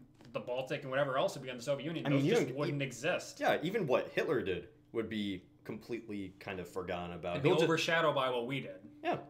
It'd be like how Napoleon's aggression in Russia was overshadowed by Hitler. And then Hitler would be overshadowed by America. Yep. It reminds me of the first episode of the Hardcore History podcast where Dan Carlin essentially says that, like, he compares Alexander the Great and Hitler, and how Alexander the Great essentially, while it wasn't, you know, an industrial holocaust, he still committed so many atrocities, many genocides, torture, and stuff like that. Yeah. But because he's so far back, and there's no one in living memory affected by him, there's no one who's like, you know, goes like, oh, that butcher killed, you know, 100 people of my extended family or something like that, or he conquered my country or anything like that. So he's seen in a neutral light. It's like, oh, cool. He conquered stuff and he killed a lot of people. What a badass. Okay. But so in a sense, even though Alexander the Great did arguably just as many atrocities as Hitler, just with less people, so he's arguably just as bad, but because he's so far back, we just go, oh, you know, cool, that happened. You know, that's reminding me, there's this movie, and the name escapes me at the moment, but it was a movie where we destroyed ourselves in a nuclear apocalypse, but something about it was like a weird, like, 80s fantasy movie where, like, all of the magic came out of the world after we, like, blew ourselves up, but then some, like, evil wizard found, like, old tapes of the Nazi empire and, like, started, like bringing back technology and, like, defining himself based on, like, Hitler, and started saying all these Hitlerian things because he didn't know what happened. He just kind of got it was old enough that he could be an Alexander the Great. Exactly. I mean, Genghis Khan, you know, he was basically... Oh, yeah. We all know what he did. Right. But now he's almost like a meme at this point, and nobody really thinks about, oh, it's Genghis Khan, he's, like, super horrible. But back then, I mean, I guarantee if you would have talked to a Polish person or a European or a Chinese person, the Mongols would have been, like, the worst thing. I think, honestly, the Mongols were probably, like, the worst. I won't call them an empire, but they're almost like a force of nature. You can't stop them. Yeah. There's no one that could oppose them. Yeah. Period. It's almost like... I mean, there was Egypt, and there was Japan, and there was the Sultanate of Delhi in India. Yeah, I mean, to an extent, obviously, you can stop them. But I mean, they beat them in battle. For everyone else, like, there's absolutely no stopping them. And, I mean, that's probably the most... If they're not influential in what they created, but they're influential in what they did. And how many people they killed, and that certainly has a lot of butterfly effects that we can't even predict. If you take him out of history, there's no sorry to distract a little bit. The movie was called Wizards. Wizards. I've never heard of Wizard came from the moon. It's like a really weird 80s animated movie in the kind of likes of, like, heavy metal and stuff. Wait, isn't there a Nintendo movie in the 80s called The Wizard? I don't know. Like, no, like the power glove. Oh, Hacker Man, you mean? No, it was called The Wizard, I think. I don't know what this is. It was like he had to play Super Mario Bros. 3 on his power glove, and it was called The Wizard, and it was the worst thing I've ever seen because they were acting that's The Wizard. Yeah, The Wizard. Yeah. 1989. No, the movie I'm talking about is Wizards 1977. Yeah, so there's a lot of movies about wizards. I don't know. That was the thing that came in my mind. I'll toss it in the lounge for the Discord folks. Shall we move on to Q&A? Shall we? Yes, we may. Let me pull up Twitter. I just recently asked this. So let us see.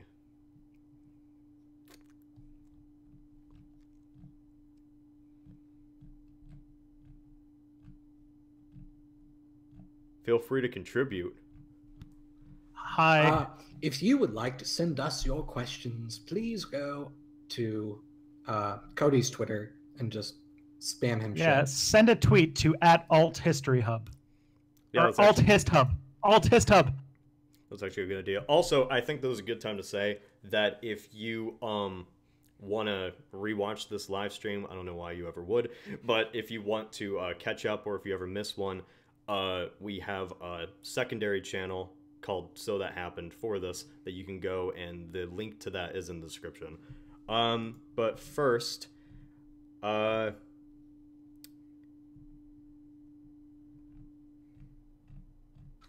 a...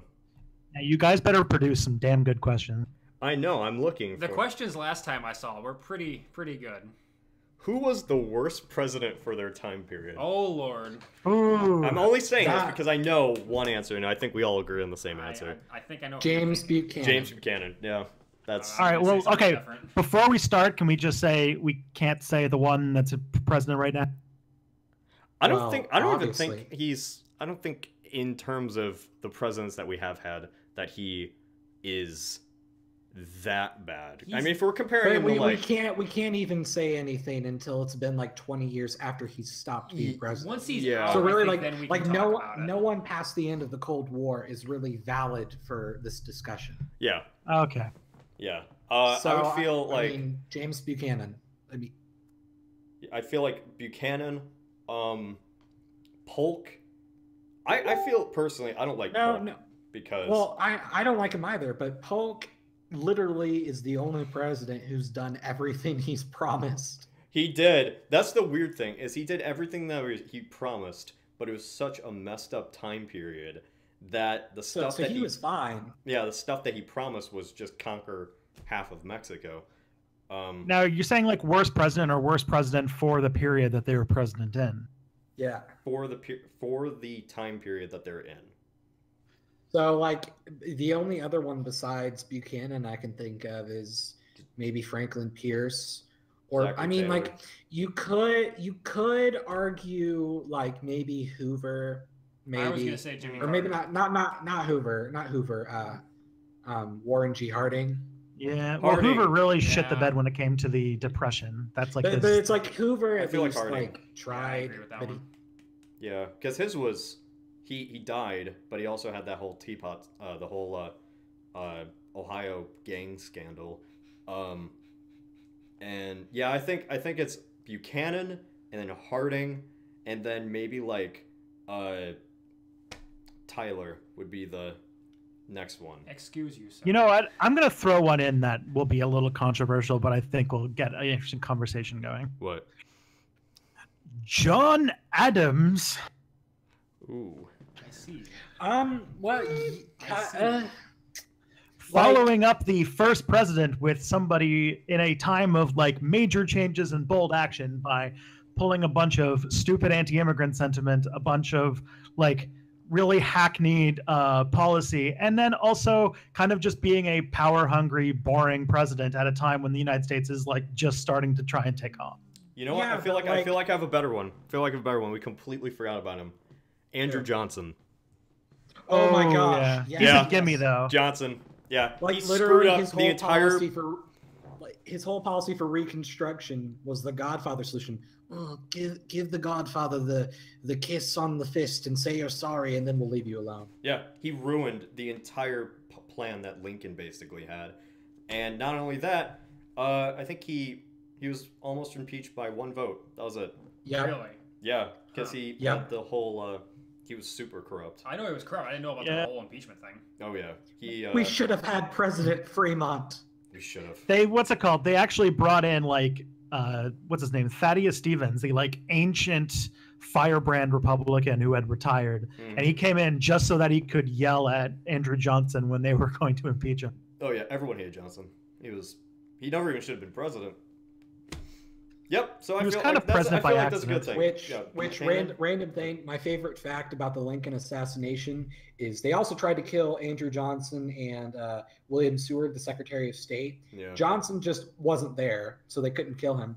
Seward was there and he was asleep, but he actually hurt his neck, so he was wearing a metal brace. Mhm. So when the guy went to stab him in the neck to kill him, he's like, "Ah, fuck, why isn't this working?" And so he goes, "Oh shit, someone's gonna catch me," and then he ran away. So Seward literally got saved just because he hurt his neck and was wearing a metal brace to bed. Yeah, and Seward was was injured, but he was still alive. Right. Yeah. We should also toss Andrew Jackson into this because I mean, okay, for the ramifications in like the moral human dignity sense, yes. I mean, Cody the knows whole my like stance Trail on of Andrew Tears Jackson. thing. But Yeah, in the stance of what he did for the United States at the time, I feel like he Plus, like that's looking at it at modern standards. Yeah, like, that's looking yes. at yeah. I feel Well, like he was Trail of very Tears- popular then. He was Trail of Tears was horrible, but back then nobody would have cared besides the Native Americans themselves. Yeah. And he did remove the debt. He killed the bank, which is very impressive. Mhm. And so, I mean, he got stuff done, even if we didn't like the stuff he got done. Yeah, if you just remove all morality from it, it's pretty. It's how it should be, Cody. Yeah. Anyway, moving on. I killed the bank. The banks. Oh, I like this one. What are your favorite and least favorite flags? Also, are there any flags that stand out to you? And that is from Dragon's Thanos, who has a Spyro profile pic, which I like. Love. Are we just limiting this to flags of the world, or are we also including state flags? I think we can include this to any flags. I know my answer is favorite flag. What? Mozambique. Those are, oh, the one with the AK. The AK, the sickle, and the gear, I believe. Man, that is such a. The symbols of their revolution. I love it. Yeah, that is actually. I mean, it's what red, black, and black and yellow, I believe. Yeah, that is an awesome looking flag, to be honest. I'm a little biased. I would say probably my favorite flag is at least one of the Templar flags. Probably like the flag of St. George, or the flag of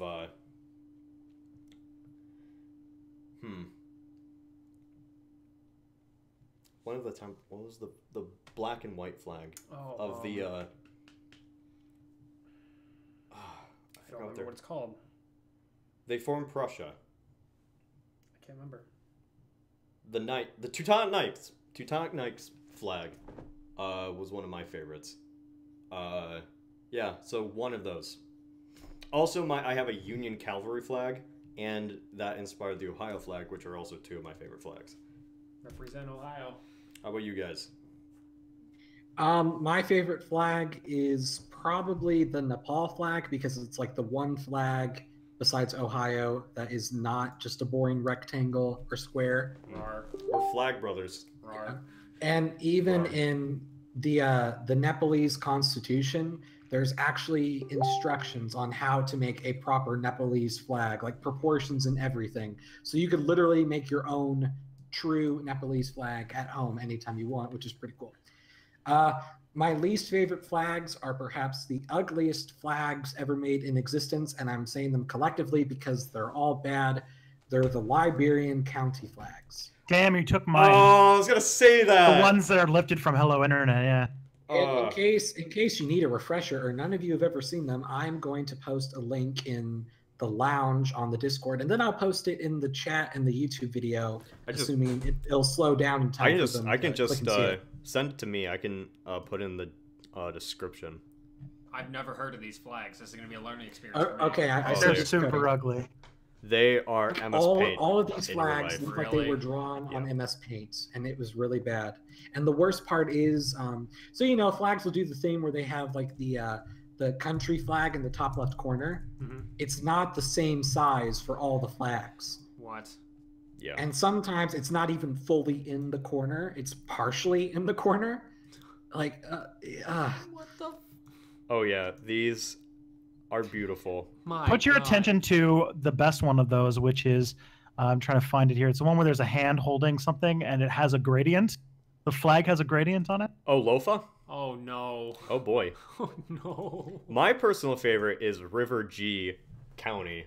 That's always, the trees just look majestic. And the river coming out of the tree is magnificent. Oh my. Oh my. Yep. It's like Illuminati confirmed. And then there's like Lofa County, which is like just a river. And then there's like, it almost looks like a weird bridge, but it's actually a hand holding a pole sticking out of the ground. Like, oh boy. It's like, what is that? They had to have made this on like PowerPoint or something. Like the 2010 PowerPoint, because this looks exactly like something you would make on that. This is like something we did in computer science lab. Yeah. I'm just wondering if it's actually flying somewhere, or if like the reason why they're so bad is because no one really cares. I mean, even if I don't know, maybe it's just me as a person, but even if it's a flag that nobody cares about, remember when we had the Waterville flag contest? Yeah, you entered a submission into that, I believe. Oh yeah, me and Caleb did. Oh yeah, that's right. Yeah, I forgot about that. His was like an America one. It was like, it looked like the United States flag, but it had a bunch of stars or something. And I know he's probably gonna send us a message and say what it is. I'm waiting for that now. And yeah, and then I had one that looked like a medieval flag with a sword, and Yours was like a sword and a triangle and a cross and all that. It looked like a nation flag. And that's where your trident came from, I believe, when we did the your country creation. No, that wasn't where the trident came from. That's not where the trident came from? No. I thought that's where the trident came from. No, it was something else. Oh, and yep, that 3, 2, 1, go. Yep, and he did it. But yeah, that was. Have you guys ever had to design a flag?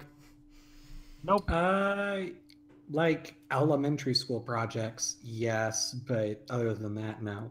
Oh, it's fun. It was in a junior year. We had to do that, and our old flag. I don't even remember our old flag. It had like a logo. It had one of the state seals on it, and they said that one of the rules for the entire thing was that you couldn't have any complex pictures, and you had to have simple shapes that represented the entire town. And so I was thinking, oh, well, if we need simple shapes, I'll just do a sword or something like that. I don't know why. Because it was for the Battle of Fallen Timbers, which, do you guys know the Battle of Fallen Timbers? No? Nope. Okay, it was basically just America killed some natives. That's it. Mad Anthony. That sounds about right. Yeah, but that is where, it's near where I live. And so Waterville kind of shaped its entire history off of that. And so the sword was representational of the battle. Well, turns out that the way that the person that won had the super complex art thing that was basically just a picture of the clock tower. Yep, so much for no complex pictures. Yeah, it was some mentally handicapped girl, and it was kind of one of... they took pity on her, I remember. Yeah, so she kind of got it, and it's a good-looking flag. No, I have no complaints about the flag, yeah. Yeah, it looks like a good town flag. It's not my town. It's better than my flag, to be honest. I attempted to draw a flag and gave up after 2 seconds. Yeah, so that's how she won. But anyway, damn. I think one of my least favorite flags is Tyler just showed me the San Francisco flag. I am in total agreement with you. It is bad. Which they're redesigning, I think. The flag for Los Angeles is also horrible. Most of those Southern California flags are just bad. The flag of Maryland. Yeah, that one's a doozy. Oh, I love that. I like that one. I love that flag. It has some charm. I like that one. No, like the colors are just like too, like, I don't know. Like, I feel like this could give someone seizures if they flashed it. You know what I mean? I think it's striking. I think it's striking. It's one of my favorite in the. Yeah, striking. That's the right word. But like striking in a negative sense, just like my eyes don't want to look at it. I think striking in a bad sense is the Washington flag. Yes. Because it's not like flashy. It's like you look at it and you see Washington's face and you think, why is it? I wouldn't call that striking. Like I would just call this boring, not striking. It's strikingly bad, in my opinion, because it actually catches my opinion whenever I look at it. No. If you want to see strikingly bad for the state of Washington, look at the first flag they had in 1923, which is similar but drawn worse. Okay, I'm gonna go. It's on the flag. It's on the flag of Washington page. Uh-oh. Did Cody die? Did we die? Tyler, are you dead? Row. Well, we did. And I didn't even get to say my flag. Can you guys hear me? Uh-oh. Oh, he's back. Okay. You're back. So what happened? We lived. What happened is it was dark, And I was gonna go turn on the light, and apparently the cord was wrapped around my feet, and I walk, and the entire like mic just falls, and it like crashes. As you walked through Lovely. the valley of death, you unplugged your mic. Yep. But anyway, It's the one it you sounded were like a talking crash. about. I thought genuinely like glass broke. That's the one you were talking about, I believe, right? Wait. So the first, yeah, that's the flag. That's the 1923 flag. Yeah, the 1923 flag is drawn horribly compared to the modern flag. What's the Oh, modern flag then? I don't know. Look up what the modern flag. I mean, maybe. Oh, so the face is just rendered better. Well, it's drawn completely differently too. Like the first one is almost like a cartoon from a newspaper Looks type thing, and then the modern one just looks like a pop art done by Andy Warhol.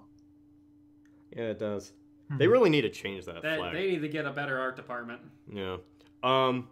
What was it? Okay, so I know this isn't a question, but in the United States, which one is your favorite flag? Ooh. Thank you, Cole Dawson. You're my favorite too. Like, Ohio is admittedly high up there because of the unique shape. Like, let me look at all the flags again. Ohio for life. A spray paint on my helmet.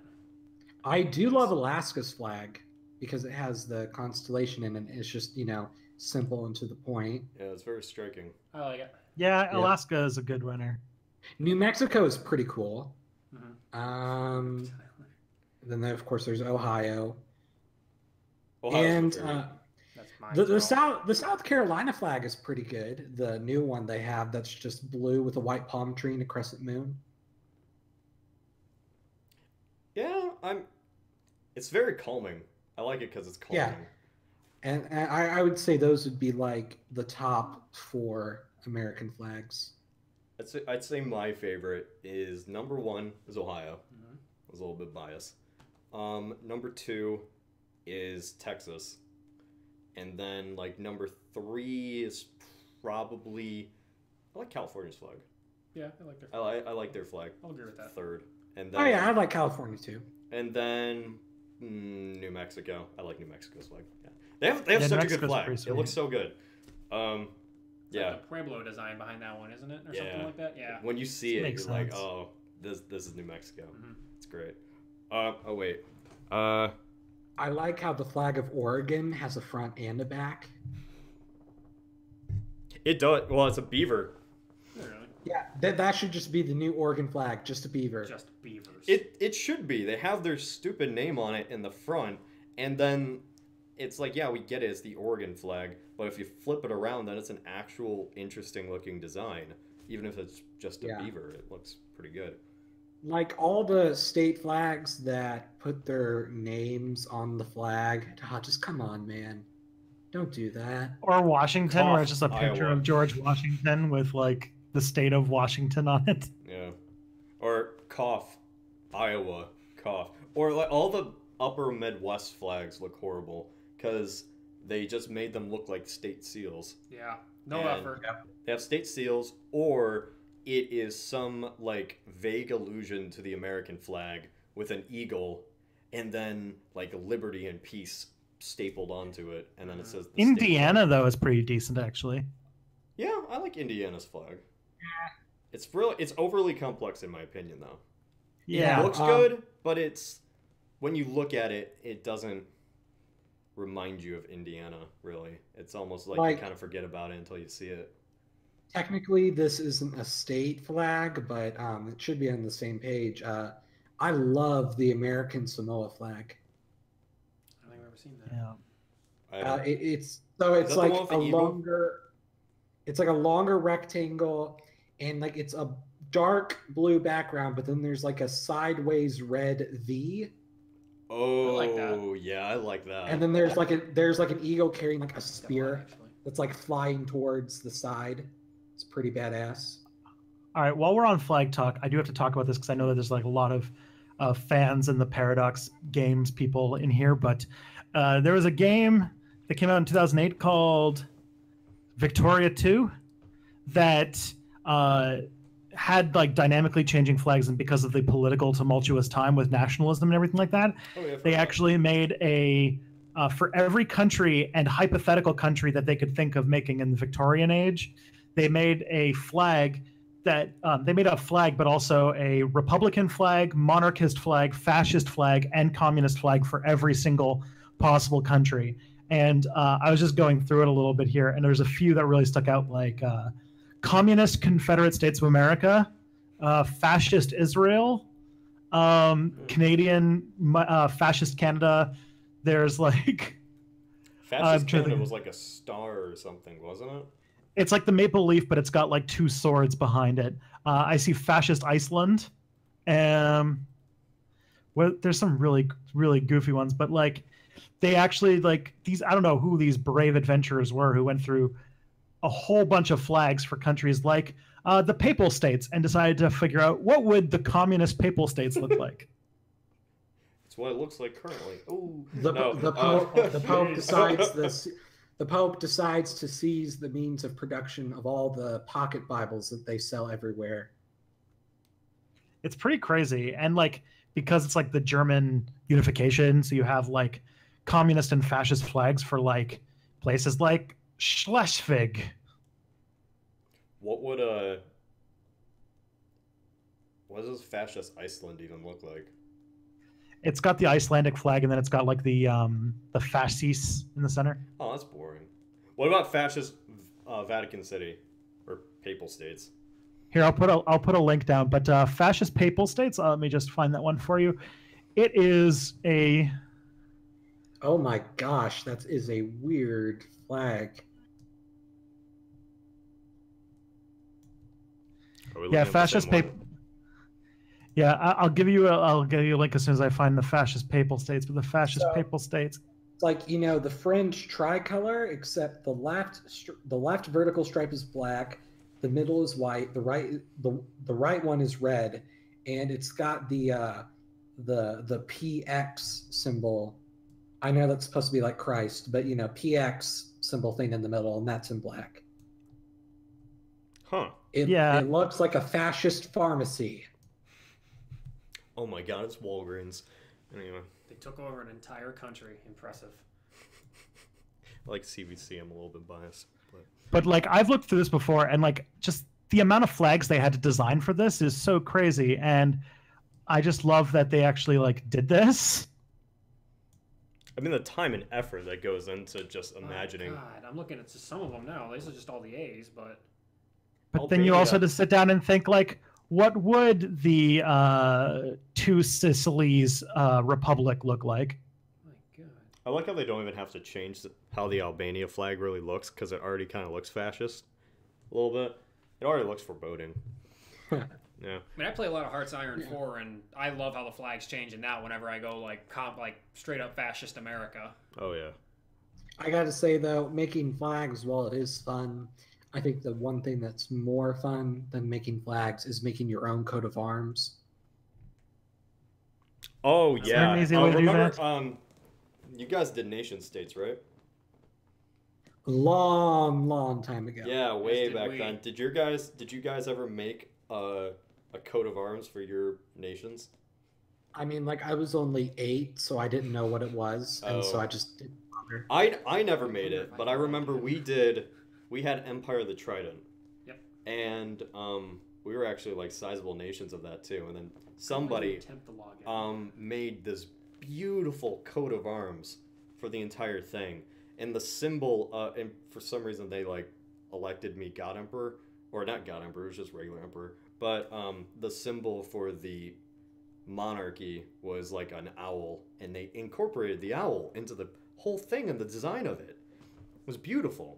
And it sounds really nerdy when I say it out loud, but it was probably one of the greatest things I've ever seen with this channel.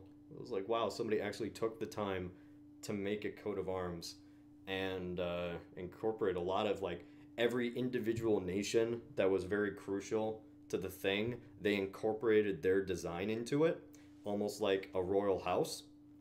It looked really beautiful. You know, all this discussion, our podcast is totally getting a flag after this. Why? Shall we make a contest to make a flag for the podcast? Actually, that's a great idea. Here, I actually found it. Oh yeah.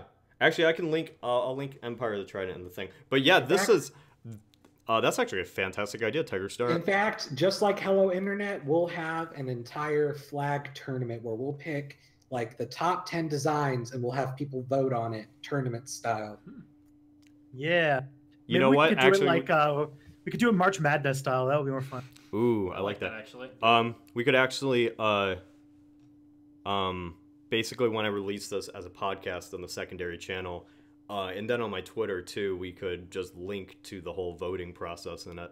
But yeah, and because we are not cheap first past the post people, we will do what's it called? The other type of voting system, ranked voting. Yep. Well, now we officially announced the So That Happened flag contest. Yippee. I'm doing the voice again. I don't know why I'm doing the voice. Make it happen. Make it happen. Anyway, moving on. That was a good idea, Tiger Star. I like that. I just stole it from Hello Internet. That's perfectly fine. Yeah. CGP Grey, please do not sue us. Why are we getting flagged again, Tristan? What was that all about? Dun dun. Was it because we were talking about flags? Oh, just we're talking about flags on a podcast, and there's a precedent of podcast flags, so I thought we'd end up with a podcast flag.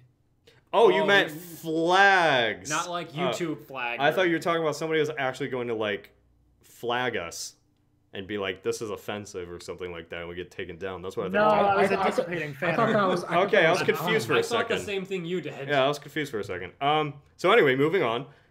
Sir Tier asks, when did you guys first meet? This could be a line or in real life, depending on what you think seems like the better answer. You guys want to answer that? Or did we answer Since that I've already? never met any of you in real life, I found these guys on Skype and or Twitter and or Discord within the past. Tristan just like a week ago, Tyler just now, and then Cody like what, 2 years ago, 3? Oh, it's been forever. Yeah, it's been forever. Ever since I was on YouTube. Because like I've seen you in the comments of my videos, but I would say like the first time we like talked to each other on any social media might have been like 2.5 years ago. I imagine Tiger Star, we were aware of each other's existence for a while before then. Or I don't know. Yeah, I don't know. Maybe. I mean, me and Tyler have definitely known each other way longer. I could give you a ton of stories back in the day when Cody was brought into our fold, essentially. It's actually 10 years now. Has it really been 10 years? Yeah, because we met... 7th grade. 7th grade. So yeah, it's about 7, coming up into 11 years, yeah. Actually, wait, no, because I moved to Anthony Wayne in 2007, October. Okay. So it's actually this month going to be 10 years. You're not getting anything. You don't win a prize. We're too broke to Welcome to afford prizes. adulthood. That's... Yeah, Cody, what's the 10th anniversary gift? What's the tradition? Well, as per the tradition, I think we've all known each other roughly 10 years because the whole way our friend group kind of met was we all sat at this one table in the lunchroom. Yeah. And we had a friend, I won't say his name, but he brought Cody into the fold. Let's call him Jimmy. Jimmy? Yeah, Jimmy. Let's just say Jimmy brought Cody into the fold, and these two guys could both, they drew really cool comics back in the day. And we were like, that's incredible. Us plebeians can't draw our art. Which look horrible now. They look. He says they look horrible. I still love them. I still have like binders of this stuff somewhere in my possession. But anyway, these guys were just incredible drawers, just great artists. So we wanted to, like, they draw us comics during lunch, and we found they were hilarious. And Jimmy kind of went his own way and did his own thing. Cody stuck with us, and we've had people come and go over the years. Such as may they rest in peace. Such as the Northern Irishman, who Cody will get the reference, but I'm not going to say his name. He left us. Oh yes, the guy with the hammer. Hammer and hates fans. Oh man. Yeah, he left, and I really think that's it. We had the other guy. I don't want to say his name. I don't know how better way to describe him actually. Shabam. Not Shabam. Reza. He was in the group. Reza really? He was a part of it for a while. Was he? He was. Me and Caleb talked to him for a while. Oh. Yeah, I think, yeah. That was a while ago. Jeez, that was I fresh. said long Yeah, time that ago. was Well, I hadn't left Anthony Wayne yet. Looking it up, the 10th anniversary gift is just tin or aluminum, so all you guys would have to do is buy each other a soda. Yeah, get me a Coke. I Just give you get one each empty other- Coca-Cola. Thank you. Yeah. That's not even your. This is technically the one that I bought with my Wow, money. like, all you had to do was And I That's drank the my- best gift for me. I didn't you have just to do had to anything. spend You 99 handed me back cents the on a thing that I vending gave machine you. for one new Coke, and you give him an empty Coke bottle. That's or all he can. gets. You know, I think that's representational of our friendship and our relationship.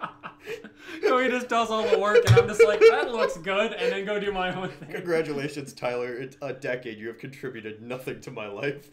Happy. I couldn't afford you a gift this year, so all I got you was this soda can. I'm That's a what I rolling got meme. you. What do you want from me? Oh God.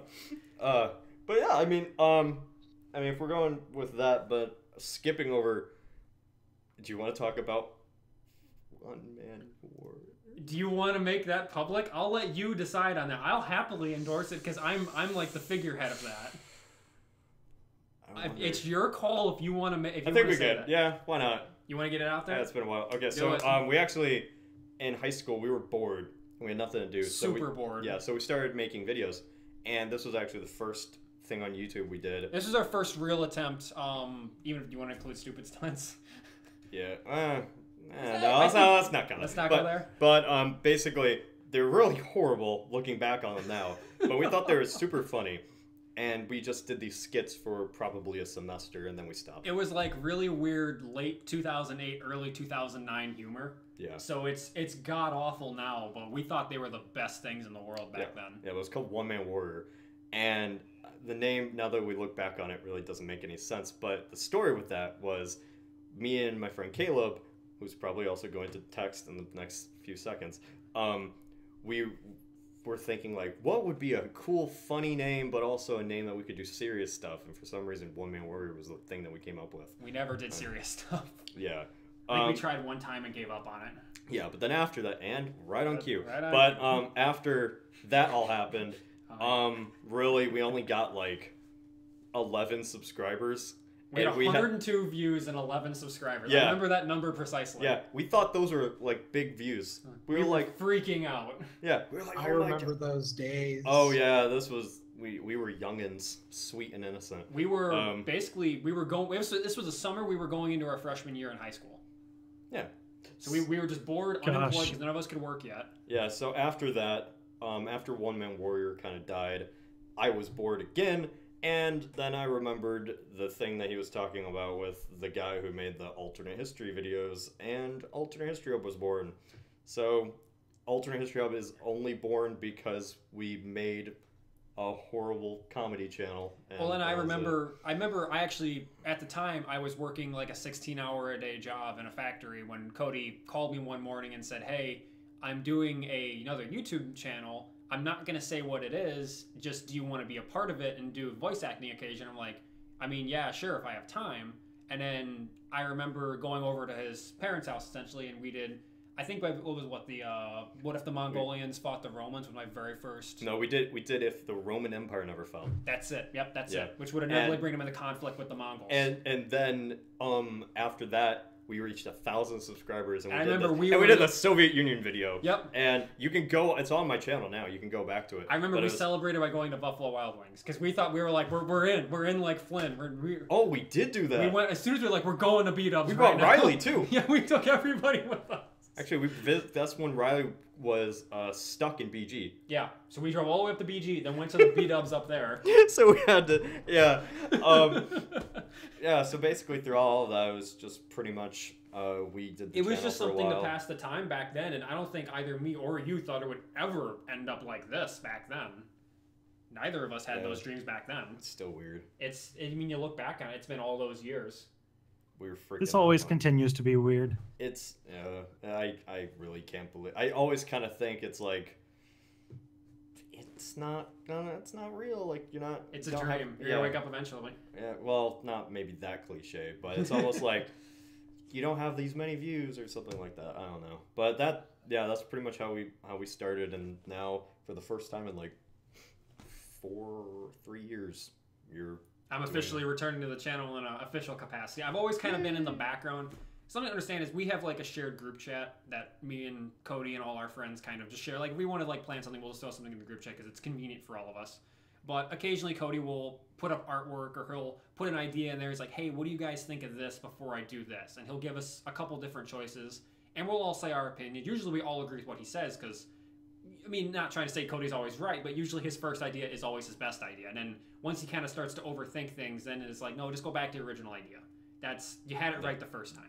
That's literally all I ever do. Like, you give us, like, the best idea, and then you're like, what if I did this? What if I did this? And you're like, no, dude, like, stick with your first idea. You got it right there. That's why the videos take so long sometimes. Sometimes, yeah. Sometimes he'll bounce a ton of ideas off of us, and he's like, we're like, do this, do this. No, I like this better. We like this better, like, blah, blah, blah. It's very rarely there's a line drawn, and everybody's on one side or the other.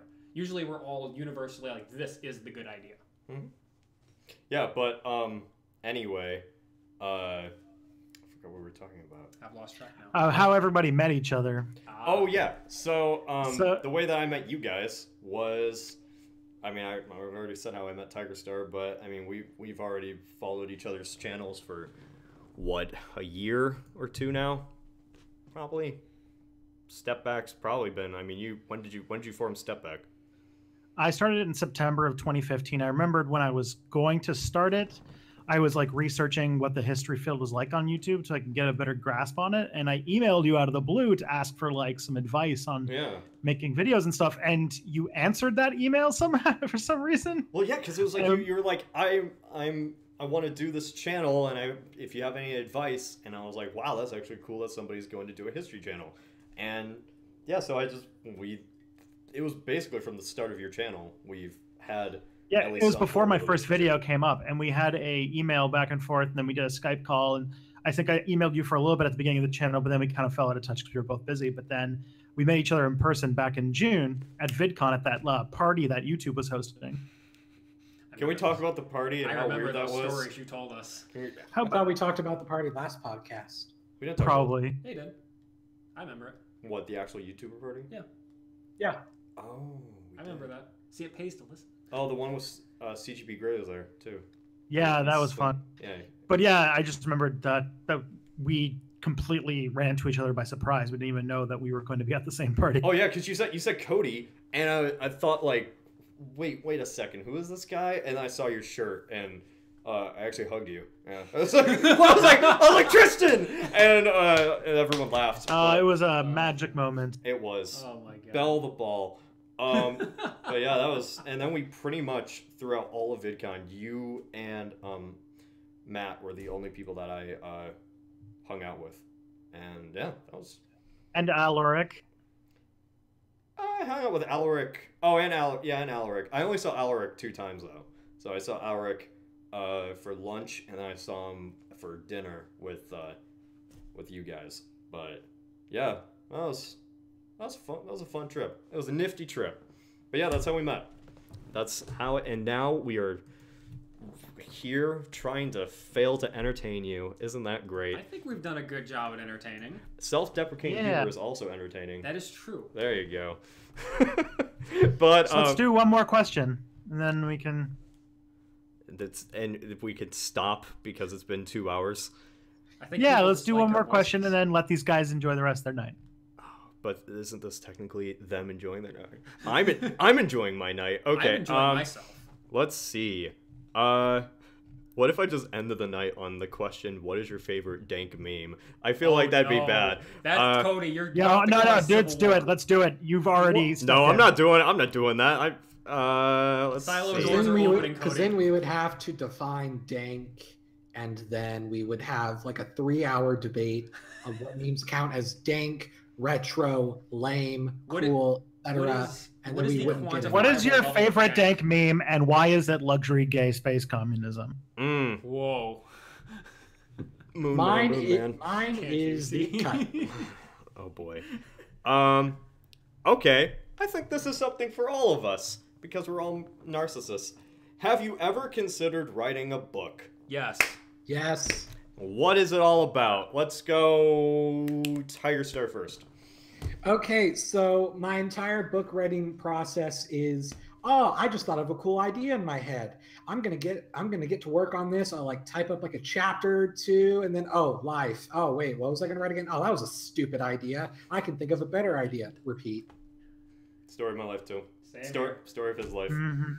It's a never-ending process. It's always torture. And like all of the books, except for one, were alternate history novels, and then the other one was like, for whatever reason, I'm like, oh, I should do like a horror story based on werewolves. But then I just like, wait a minute, this is way too overdone, and I have no idea what I'm doing. So I'll just try another alternate history.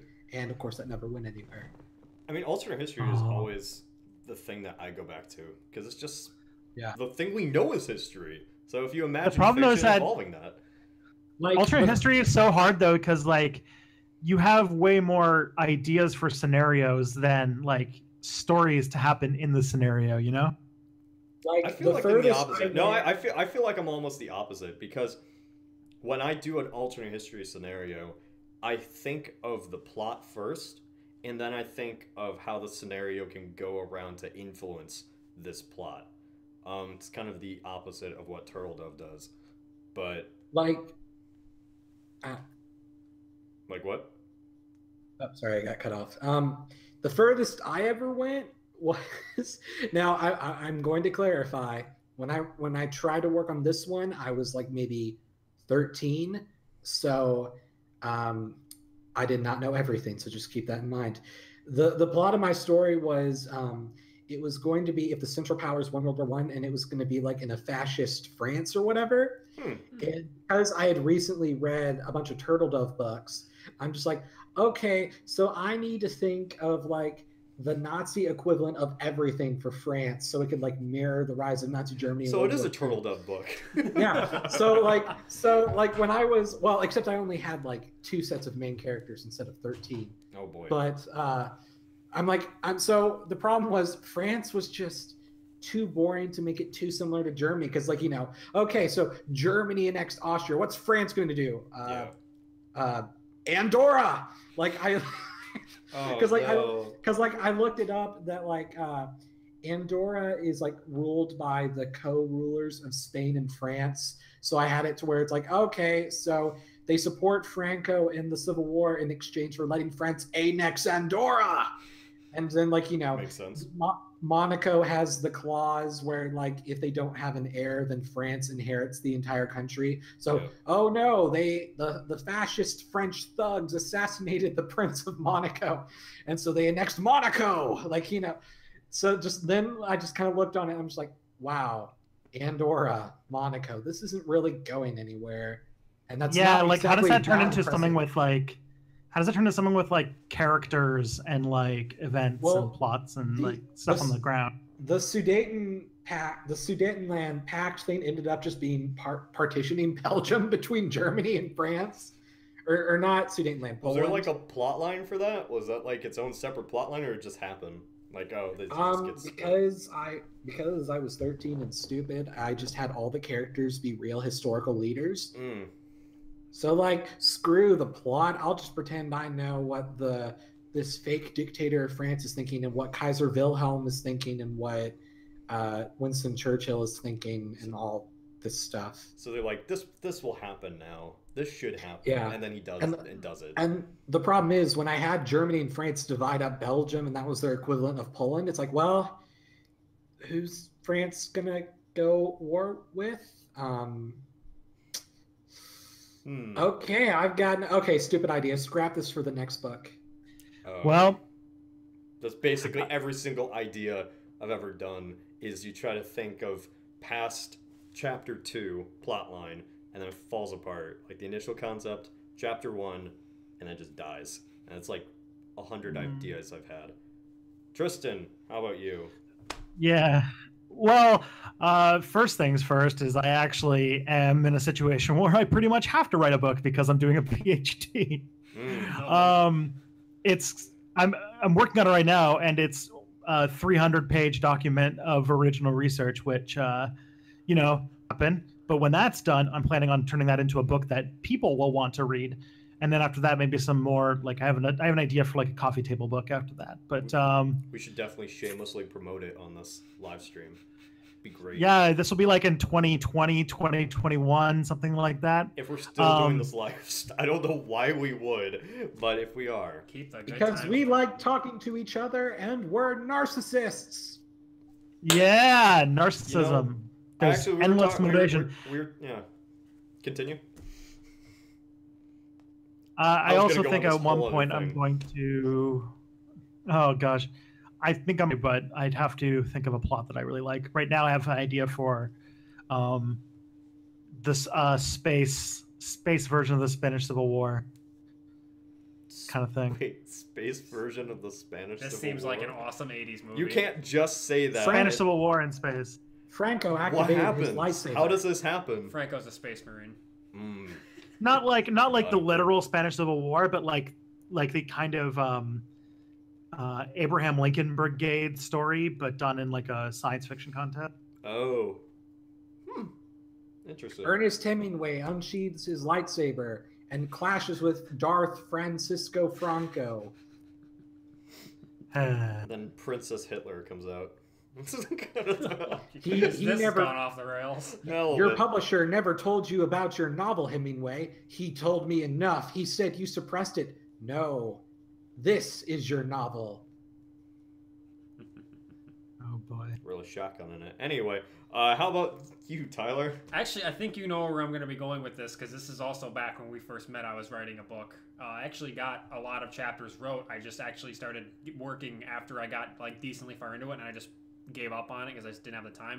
It was the old book called War Torn. Remember that? Oh.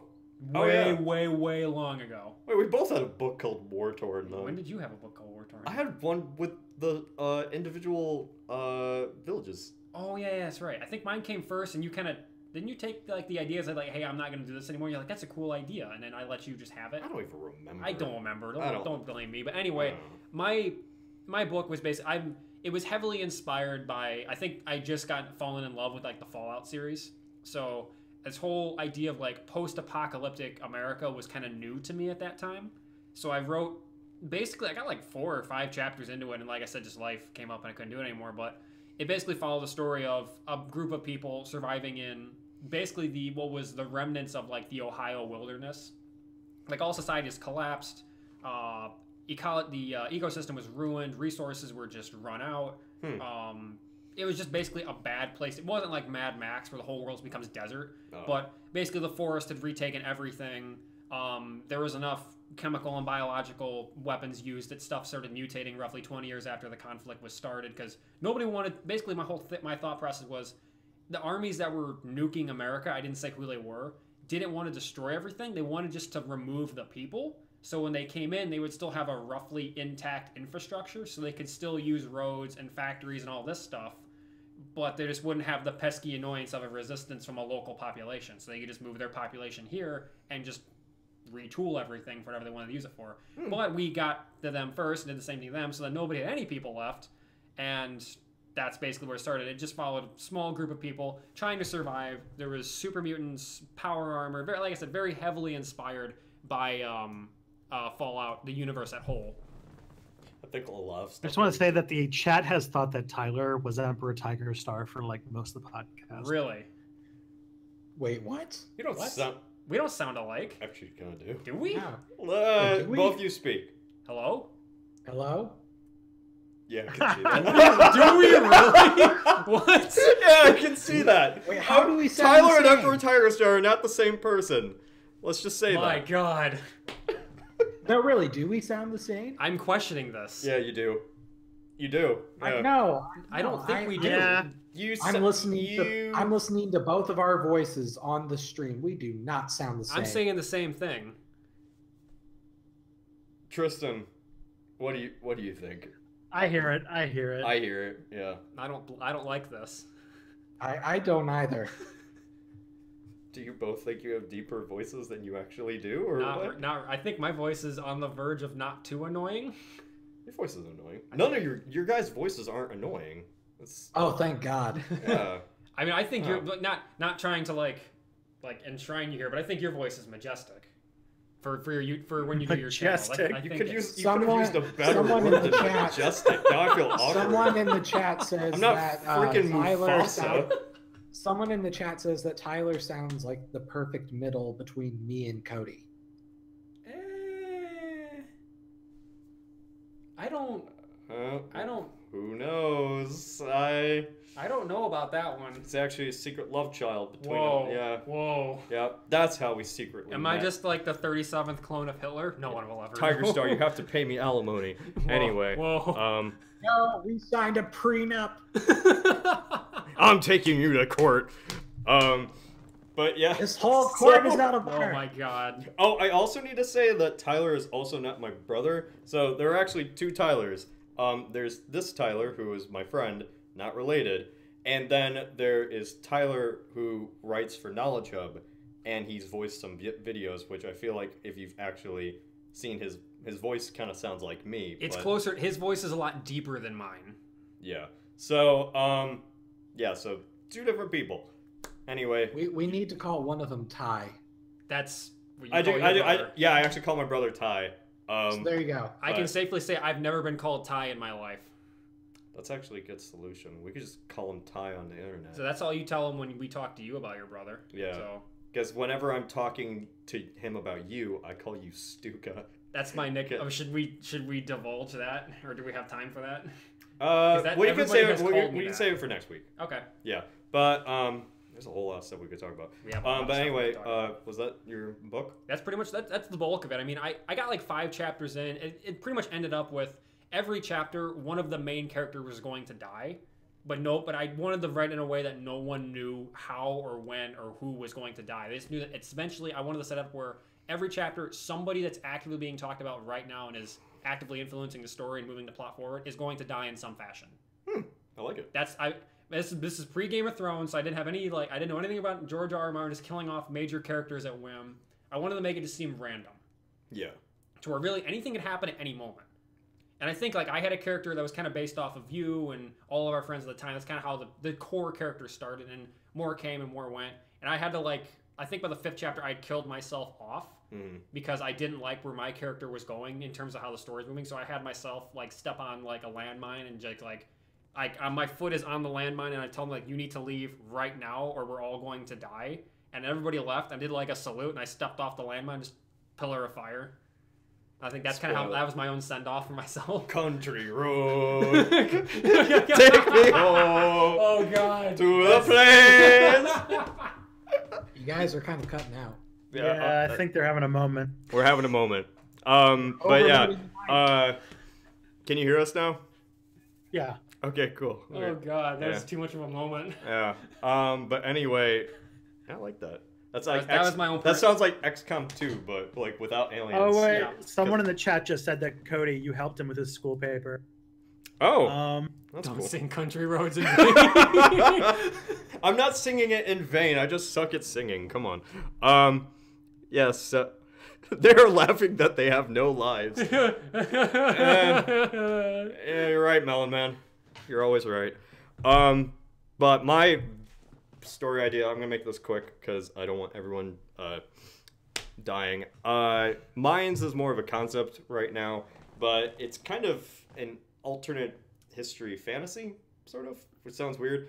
It's all fantasy. It's basically where it's a world, it's an alternate timeline where the moon is habitable, and it's pretty much a mini version of Earth. It was never desolated. It has water and trees and animals and all that stuff. So is it once we got people up there, were there people, native inhabitants No, there? there's just it's pretty much humans were born on Earth, and they've just always looked at the sky for millennia, and have just always seen this other Earth, or this other So it's always been that big question of how do we get there and what's up there. Yeah, so it shapes their religion, it shapes people's entire perspective of stuff, and it really influences. A young Newt Gingrich decides that he's going to be the first man to make it a state. That's the entire. He's the main character and everything. It's fun. But yeah, so that's the first part, and then it actually takes place really future, like farther than 40K. Oh, Jesus. Yeah, where kind of what happened with Terra happened. So Terra kind of just depleted all of its everything, got overpopulated. Yeah, like all of Earth is basically one huge city, like Coruscant. Okay, so it's just a giant city essentially. But, all of the story takes place on Earth, where all of the humans are basically gone, and their remnants have pretty much become these giant forests. So the trees of this world are these giant mile-high skyscrapers, which are basically the new mountains and stuff. Gotcha. Well, anyway, the concept that I have is that it's either going to be like a future robot thing or a person or anyway, but they look at this like moon, which they can see lights out on, which shows that the last humans or wherever these humans are on the moon or on this world. And then I had another concept, which was like the last remnant of the ocean had like a giant building that opened up, and there's like this transport that like goes in the earth. But anyway, it was a very complex thing. I had a diagram that I shared on Twitter, which I'll show you after this. Okay. But yeah, it was pretty much alternate history, but also fantasy. And then my girlfriend Izzy, who's like big into fairies and stuff. I remember you told me about that. It inspired me to have these robot fairy things, which were like super futuristic. Were they just designed off of the myth of fairies or whatever like that? Yeah, and they're kind of like, they live in this alternate future thing. But I don't even know what I'm going to do with it, but it's like an idea that I had. And who knows? So that is pretty much the last question we have. And you guys want to end it? Yeah, that sounds about good. Yippee! So anyway, thank you everybody for watching. If you want to rewatch this podcast, just subscribe to the So That Happened channel, and it's brand new, and we actually have the first podcast already up if you want to see it. And I'm guessing Tyler is going to continue coming. Yeah, I would like to continue. Yeah, so it was actually really fun, and yeah, so we will definitely see you guys next time on Sunday at 6 Eastern Standard Time. And if you want to submit your flag ideas, just shout us out on Twitter with your design or whatever, and we'll put it to the tournament. Oh, yes. We definitely have to do that. So anyway, everybody want to sign off? And then I'll go last, I guess. I'm Emperor Tiger Star. I'm Tristan from Step Back History. And I'm Tyler. And I'm Cody from the Alternate History Hub. Like and subscribe and all that jazz.